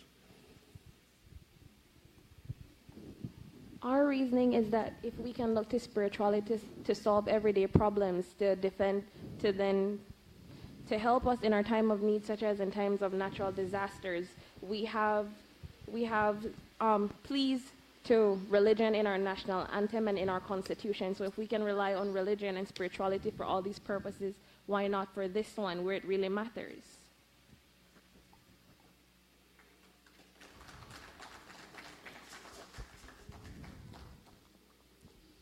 Okay, there's an Mr. Tridge.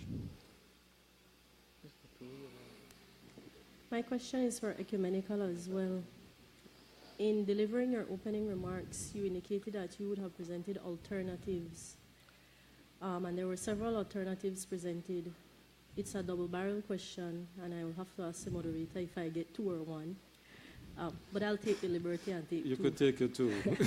Thank you.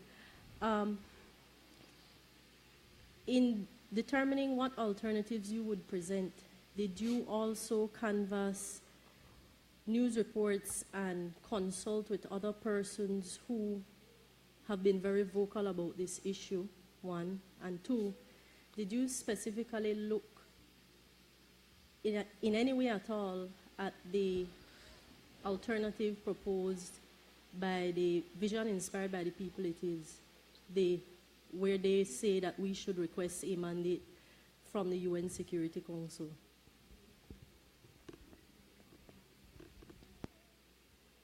Yes, you can confer. Remember, when a question is asked, you can still confer. All right? You ready?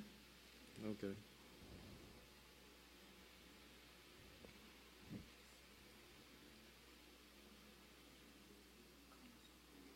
For 30 seconds, timekeepers, they can confer.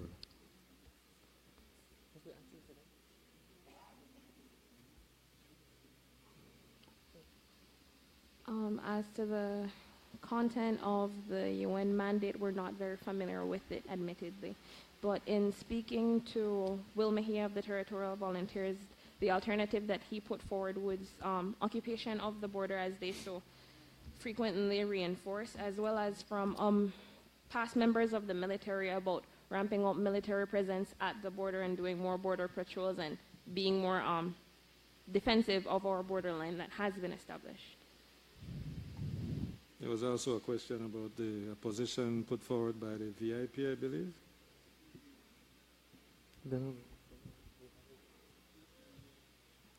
You want to answer it now? It was to them. So you want to answer that one? There was a second question by Judge Rittridge. No? We'd like to plead the fifth to that question. You plead the fifth. Okay, she pleads the fifth. They plead the fifth. Any other question from any of the judges or any members of the audience? I mean, this is it is a very passionate topic. And we have heard the discourse. We have heard, I see a hand, I see two hands, one down here and one about the fifth row or fourth row there. There's a hand there as well. There's a hand up there.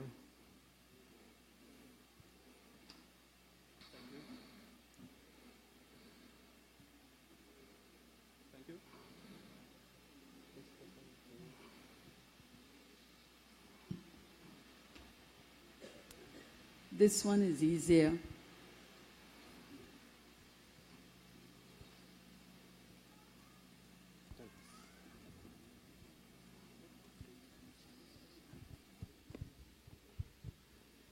This question is directed to Independence Junior College. Okay. If you are so convinced that Belize will win at the ICJ, and we have all this international support from the UN and OAS, then why not consider calling Guatemala into a negotiation and presenting the facts?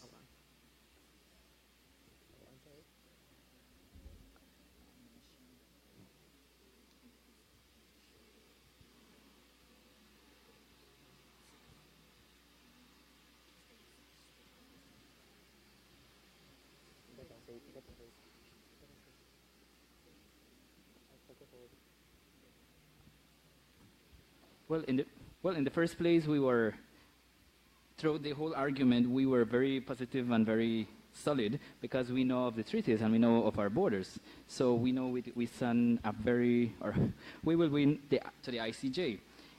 In the answering the next part of your question, you said that, well, you just stated that why don't seek other negotiations with Guatemala? And then there was an argument, I believe it's argument one of the positives. I said that we had exhausted all possible negotiations with Guatemala over 144 years. We've tried to reach agreements and negotiations, and I believe every things get worse. So that's why I take this to the ICJ and just done with it. Okay, I think there is a question. Yes. This question is for the Ecumenical Junior College. On several occasions during the debate, you've mentioned the ramping up patrols of the border. Your opponents have alluded to the difficulty of that task considering the size of the Belize Defense Force. Has any consideration been given to the use of technology as a means of conducting this type of border patrol or surveillance?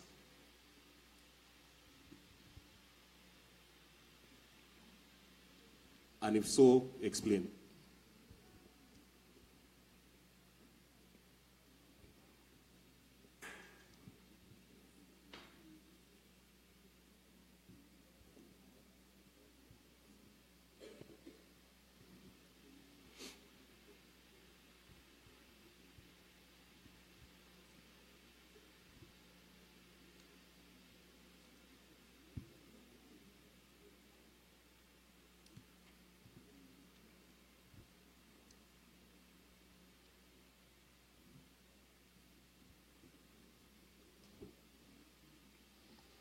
In terms of the technological approach to addressing our border issues, we would be looking at GPS satellites and investing in drones and helicopters, but all of those would be more costly in comparison to actually putting foot soldiers there, because those would come with the requisite technicians and money for maintenance and improving on those technology every so often.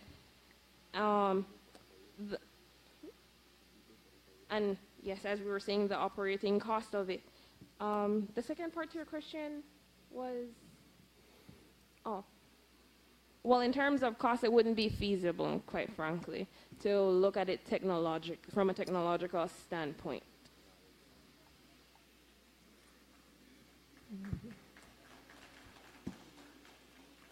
Okay, one of the Judge Bradley has a question. My first question is I have a question for Ecumenical Junior College and then for Independence Junior College. Sure. My question to Ecumenical Junior College, earlier you said that later you said the treaty is not relevant if we still have a claim. So as to the utility of the treaty.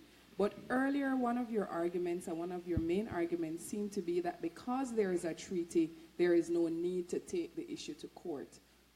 Do you see that as a discrepancy, and how do you explain that? Not necessarily, because in the use of the claim in the court case, then it possibly could stand. But when you're looking at it from an alternative point of view, the fact that Guatemala disregards the claim but we accept it is wherein the conflict occurs of the use of it particularly. Though we acknowledge it, that establishes our point that our territory is intact, but the fact that Guatemala does not acknowledge it means that taking it to court, then what's its utility there if one party isn't acknowledging that fact?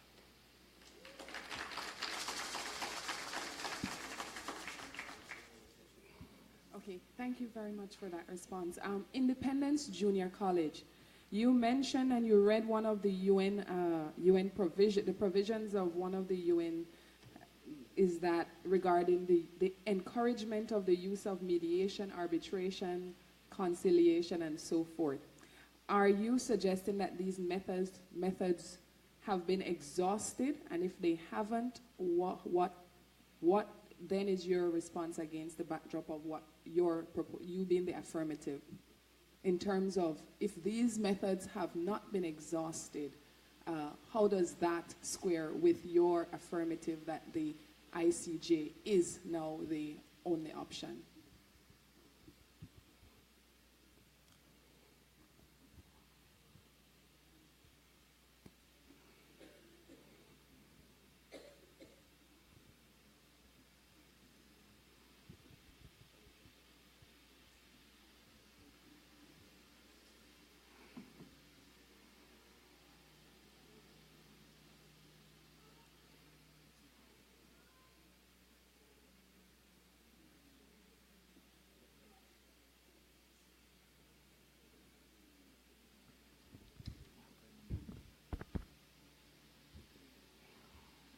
Well, I believe the fact that the OAS and especially the UN is promoting Belize and Guatemala to take this case to the ICJ because they know that, we've gone through negotiations to possibly, we've gone to,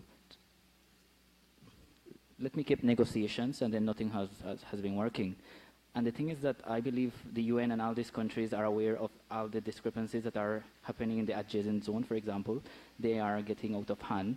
And they are urging us to go to the ICJ. So yes, I believe and I strongly believe that we have exhausted our things and it is about time to move on to the next level and taking this case to the ICJ.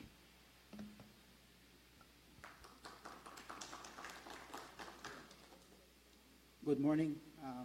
Okay, I hear a voice. For independence. Up there, okay. Two questions. One, the first one is I think that going to the ICJ is a Russian roulette with our country because if we lose, what if we lose? There is no court is guaranteed. So what guarantee can you give the Belizean people? I think it's a Russian roulette. What do you think about that? The second one is that I went to a conference in Nicaragua, and there was Nicaragua and Honduras just went to the ICJ rule for Nicaragua on some island between Nicaragua and Honduras. The Honduranian does not accept that rule, even though ICJ ruled for them. Gentlemen. By the time you're finished, they would have lost the question. So if you have a question, just ask them a question. How would the ruling be enforced when we know right next door it's not being enforced, even though ICJ ruled for Nicaragua? And the other one is that all courts, there's no guarantee of winning the case. So would we want to play Russian roulette with Belize to go to the ICJ?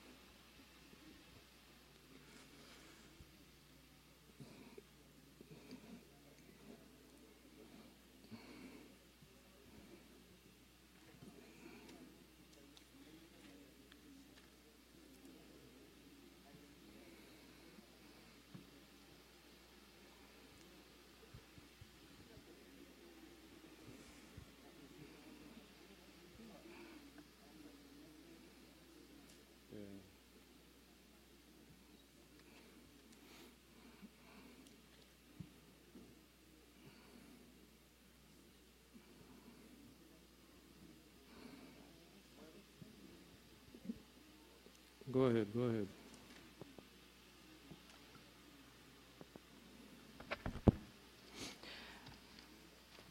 Well, through the rebuttal, can I answer still? Yes, you can. Okay. Yes, well, through the rebuttal, we say that according to the OAS in 2008, once the referendum has been submitted for consideration and once both of the countries have agreed, then the court they sign to it and they undertake to carry it out, the decision of the court to carry it out in full and in good faith, and it's in accordance to Article 1. So we know if the court rules in favor of Belize, Guatemala will have to abide by what the rule decides.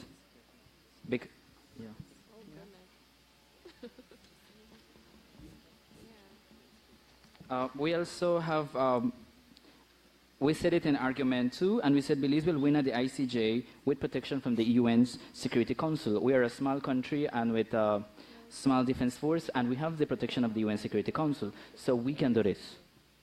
Pardon me for the next question. We didn't research on the one from... Just to say something before I ask Judge Aikman to ask a question, though. Remember, the question was based on a hypothesis. And because of the way it was said, you said Russian roulette. Notice that's what you said. Why play Russian roulette? That's a hypothesis. And so their response, it means that the response could have gone anyway. But anyway, they have responded. Yes, Judge Aikman, your question? Yes, thank you. My question is for Independence Junior College. Actually, I have kind of two parts. Do you believe that a win at the ICJ would stop the incursions and the criminal activity in the border area, the adjacency zone? And two, what would a no at the ICJ mean for Belize, in your opinion? I believe it will stop the incursion of Guatemalans to the border of Belize. It has to, if the court rules. Why? You're asking me why and how. Well, we have what we call diplomatic pressure, for example. You know, if Guatemala does not abide and if the government does not educate the people and they keep coming into our territory, then this means that the UN and these organizations will find a way to somehow put diplomatic pressure on Guatemala. Can you answer the next question, please? Sorry, can you repeat? The next question is, what would a no at the ICJ mean for Belize, in your opinion?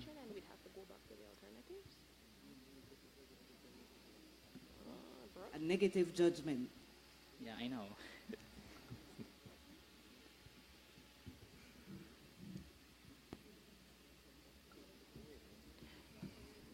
Well, either way, we get...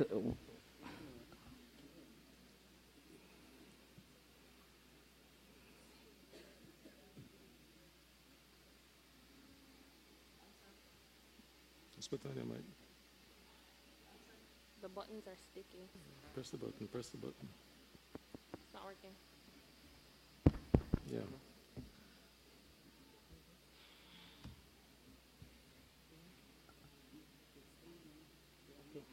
The answer to that question would be, even if the ICJ rules in favor of Guatemala and not in favor of Belize, then it would be, in our opinion, that it would be best that we get over this heavy burden that we had a long time ago from over 144 years.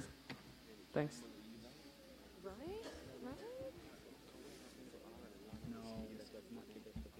Okay, if there are no other questions, actually the time has expired. And our final debate between Independence Junior College and Ecumenical Junior College has come to a conclusion, or the national debate has come to a conclusion with these two schools who prepared themselves on such a very passionate topic, because it's a topic that has to be kept in the public discourse. So before I say anything else, let's acknowledge Social Security Board. Let's give Social Security Board a very big round of applause, because they have carried this through for 2+ years, and being a part of it for 2+ years, it has been a success. So Social Security, take a bow.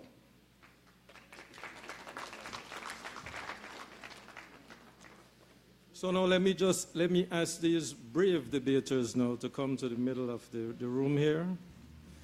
Exhale before you come to the middle. And since I won't have a microphone, it's really to say, please give them a round of applause. It has been a pleasure being a part of this. Embrace each other. Give each other a handshake. So proud of the way you conducted yourselves with the respect, the way you respected each other and all the research you did. Remember that, as was said before, no matter what the outcome, you are both winners, because you have learned so much. Your critical thinking has been developed, your research skills. So once again, a round of applause for these two schools. And you can now go back and interact with your coaches and your fellow debaters and those who came to support you. Thank you very much, Dr. Leroy Almendarez. 2 years of fun, 2 years of debate and 2 years of what? 2 years of excitement, she said. Yes. And by the look of things, we'll be back for a third year because the debate competition, as Dr. Almendarez said, has been a huge success. While we tally the scores from the judges, we call on the manager of the Internal Audit Unit at Social Security Board, Denise Mahler, for some remarks. A round of applause for Ms. Mahler.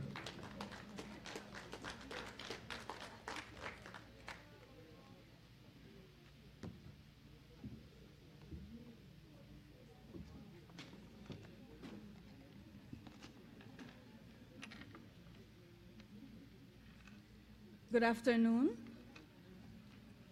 Protocol having been established, today we debated, be it resolved that Belize should submit its territorial referendum with Guatemala to the International Court of Justice, the ICJ. We have listened today, and we have been schooled. You see, debates can be mind-opening, as actively listening to opposing opinions helps one to think out of the box. The challenge is to be open and willing to learn from that person with an opposing view.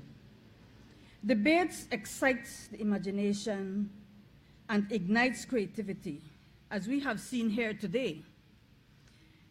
They play an important role because it helps people develop skills that enable them to be more engaged citizens, able to discuss current political and global issues, understand opposing views, cooperate with others, make informed decisions, and think critically.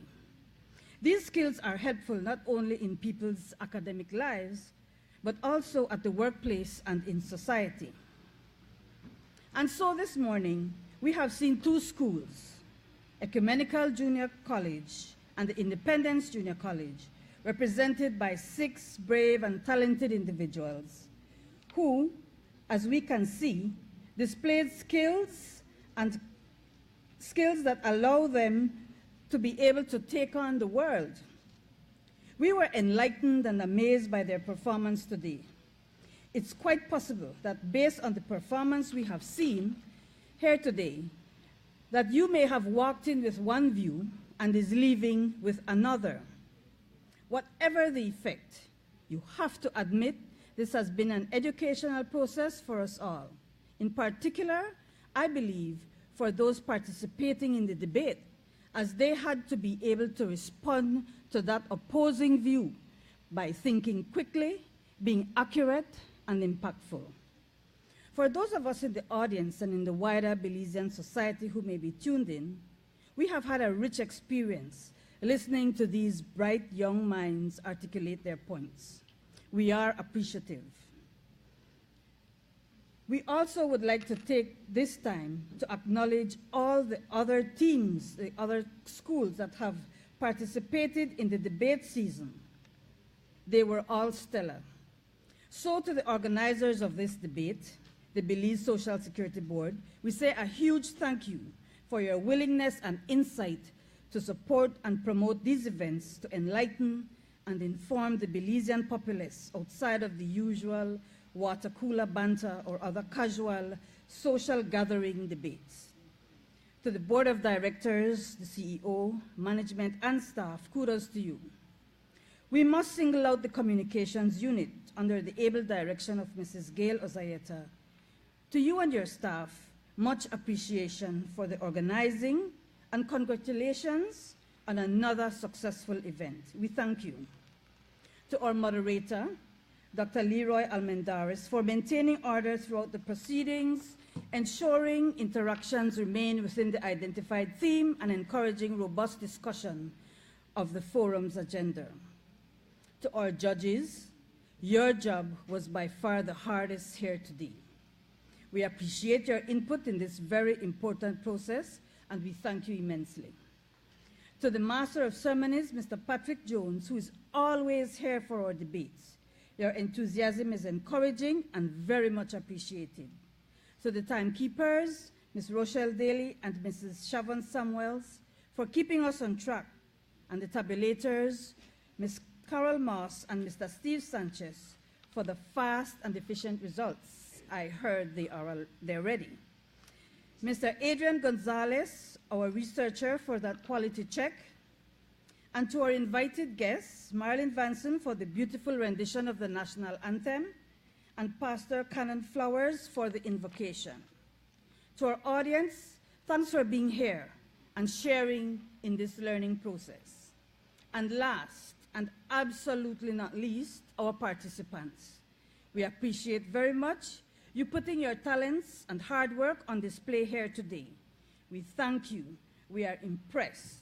I believe the future of Belize is bright because of your energy and talents displayed here today. You put in the work, it was obvious, and I am proud to be in your midst. Thank you, thank you, thank you.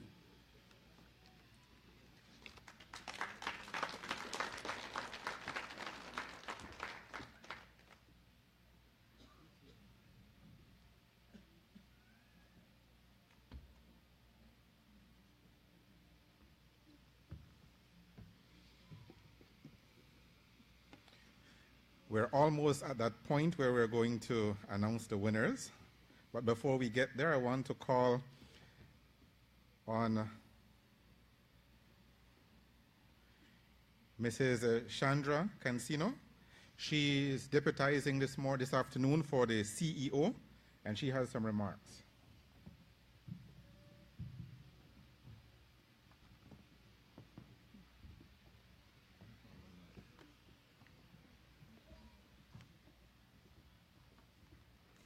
Good afternoon. A pleasant good afternoon to one and all. I would just like to give some remarks on behalf of the CEO, Dr. Young, who was unable to be here today. It is a pleasure to be in your midst this morning, and I acknowledge the presence of the students from the two participating institutions, also known as our finalists.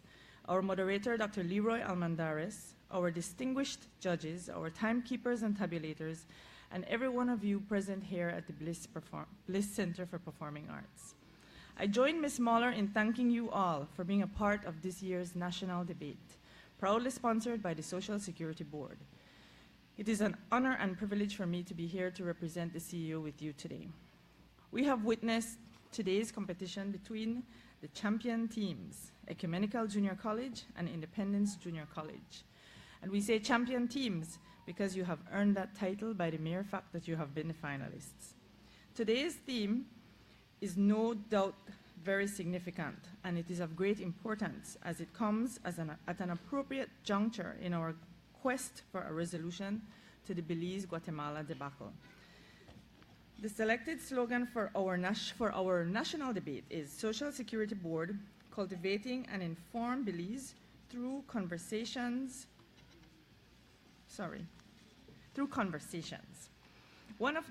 One may ask the question, why is Social Security taking the lead in this activity? In responding, we must say that through these debates, Social Security is effectively seeking to promote open conversation and communication for development, as well as to develop the young minds of our youths to enable them to understand, negotiate, and take part in the decision-making processes in our beloved nation. We also seek to actively engage our communities and stakeholders at large in healthy conversations on both national and international issues. It is also our belief that because this particular theme is of national interest, it is both timely and informative for our Belizean people. We believe that it is equally our responsibility to continue to dialogue and do so responsibly. This can also be viewed as an academic exercise through which these students have so bravely and formally presented their arguments on the issue, and one that has brought forth greater public awareness. The Social Security Board is pleased to engage the entire country in this annual debate competition, and I also take time to say kudos to the 8 schools who have participated in this year's national debate competition, and thank them for their participation at the various stages. And I need to mention their names.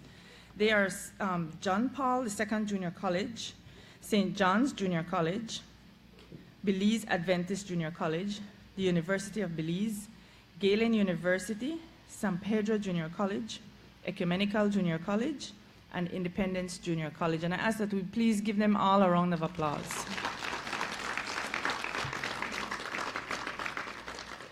I take this opportunity to extend our appreciation to the Association of Tertiary Level Institutions for inviting the Social Security Board to meet with the deans of the various tertiary level institutions, which have assisted us vastly in securing the institution's participation in this competition.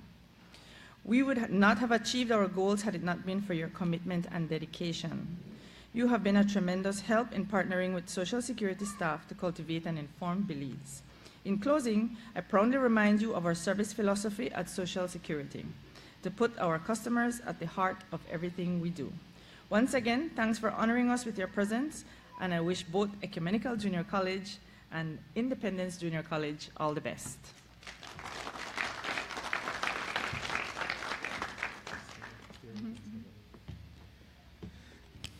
All right, and we'll ask Chandra to remain on the stage for the presentation of the prizes. I want to recall to the stage Independence Junior College, the debaters, the alternates, and the coaches. As well, the debaters, alternates, and coaches first for Independence and then for Ecumenical. Please take the stage.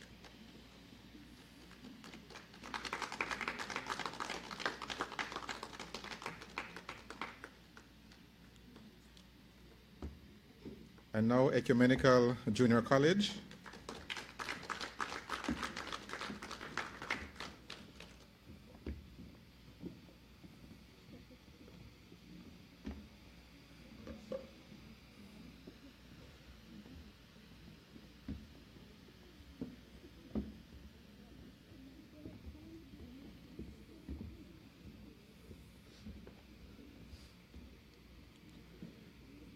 And now the task of announcing the winners falls to Senior Communications Officer for Social Security Board, Gail Ozaeta. Put your hands together.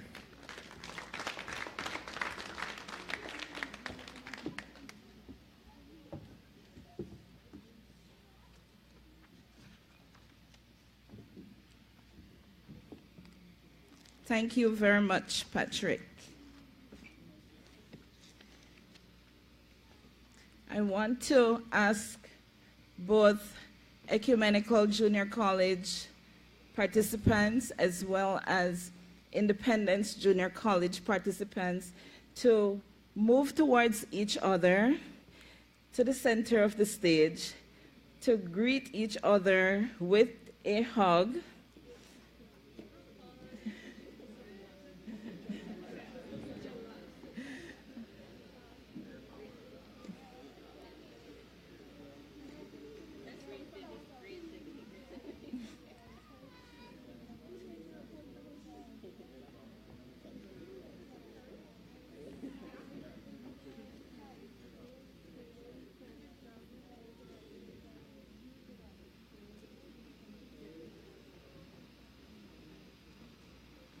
Okay, thank you very much. And that hug is basically a bond for you to secure your friendship that you've developed over the last few weeks in these debate competitions and seal that bond for life. You both did an awesome job, and we commend you for such a job. Without any further ado, at this time, we're about to first present a small token to our judges who took time out of their busy schedule to be with us here today. As Ms. Mahler indicated, you guys had the most difficult task, and we commend you. Thank you very much. I call on first I'll go in this order. I'll call on Mrs. Julianne Ellis Bradley to receive a token on behalf of Social Security, or I can ask them to take it down to you. And then, yes. Yes. Yes. Can I please get some assistance? Maybe our timekeepers, Ms. Des, please, to take the tokens to the judges. Thank you so much.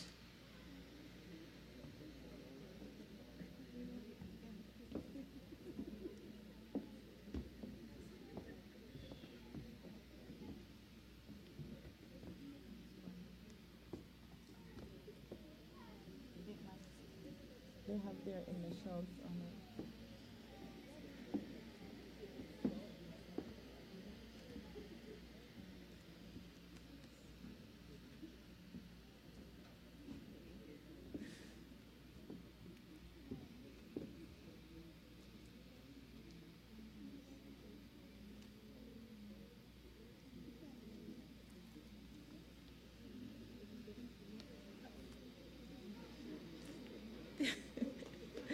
Token of appreciation from the Social Security Board.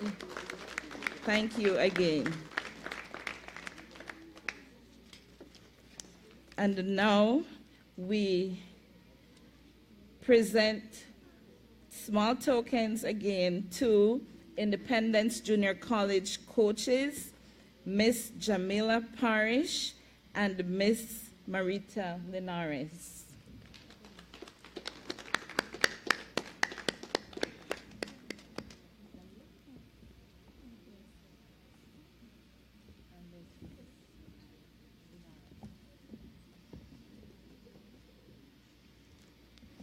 The two coaches from Ecumenical Junior College, Miss Ifasina Efoniemi and Miss Teresi Lino.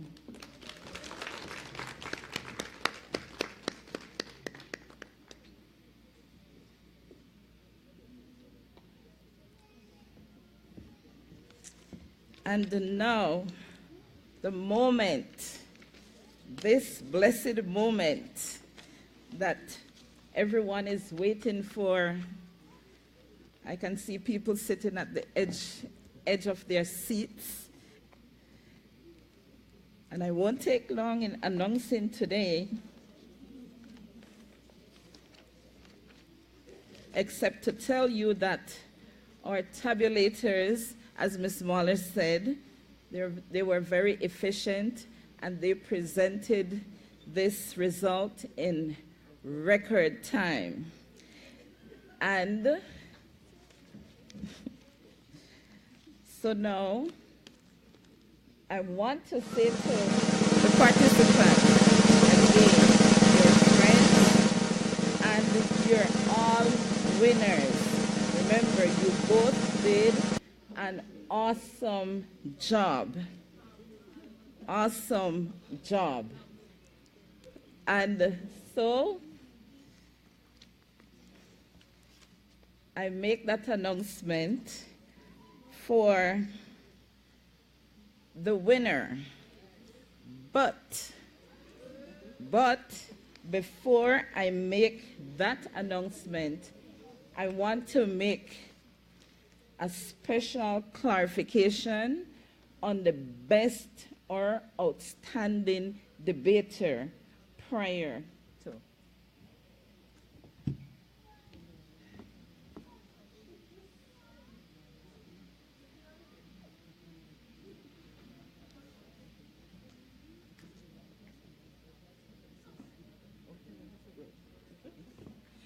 Okay. The winner is none other than the winner of the Social Security Board's National Debate Competition for the year 2017 is none other than Ecumenical Junior College.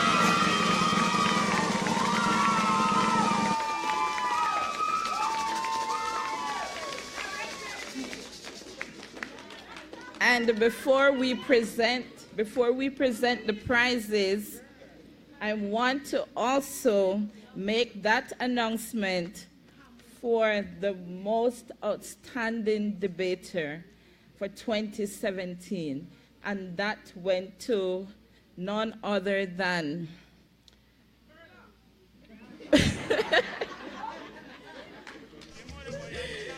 this title is now going to none other than Perla Martinez of Ecumenical Junior College.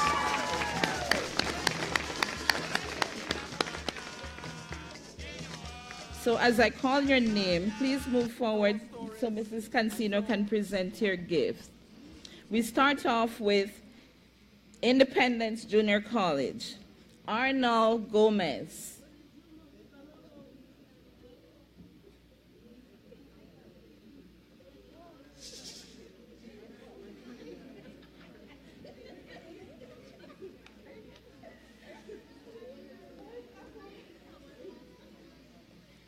Marcial Ak.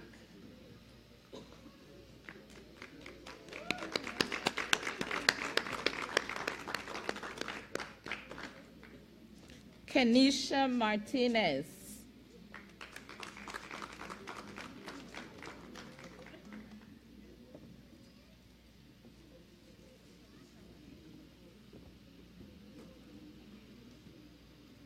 Markeisha Jorgensen.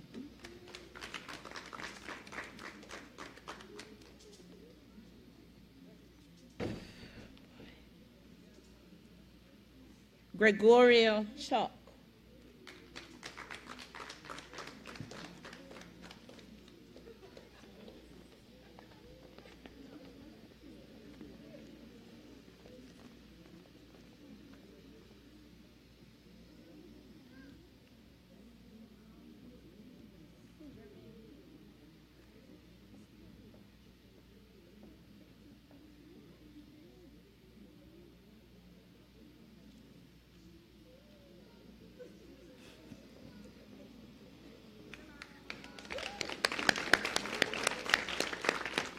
And now for Ecumenical Junior College, Perla Martinez.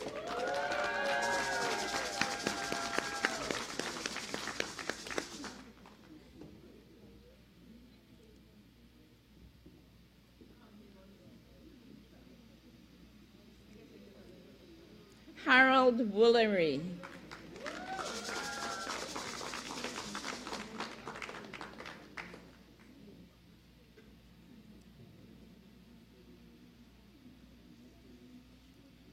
Salvador Balan.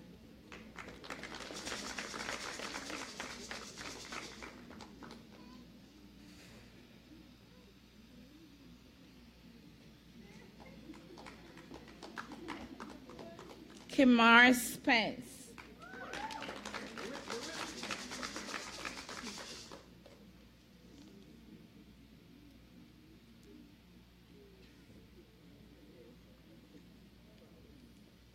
Eugene Martinez.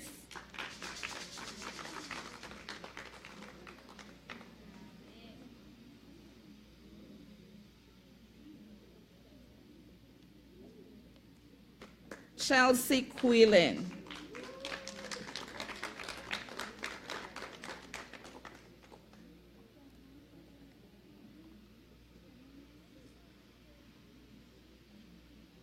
Presentation of a gift to each junior college for the schools. Ecumenical Junior College. You can receive it, Ms. Ifasina. And Independence Junior College.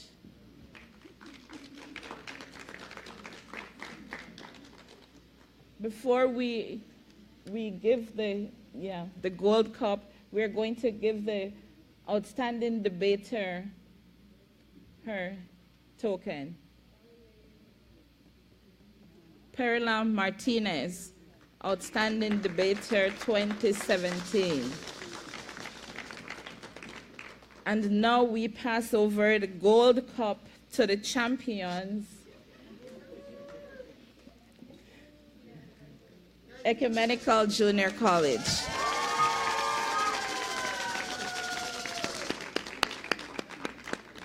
Thank you.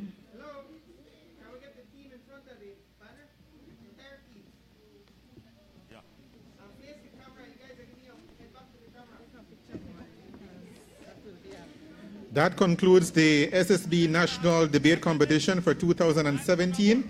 Thank you all. Have a good afternoon. Yes, sir. Uba inu.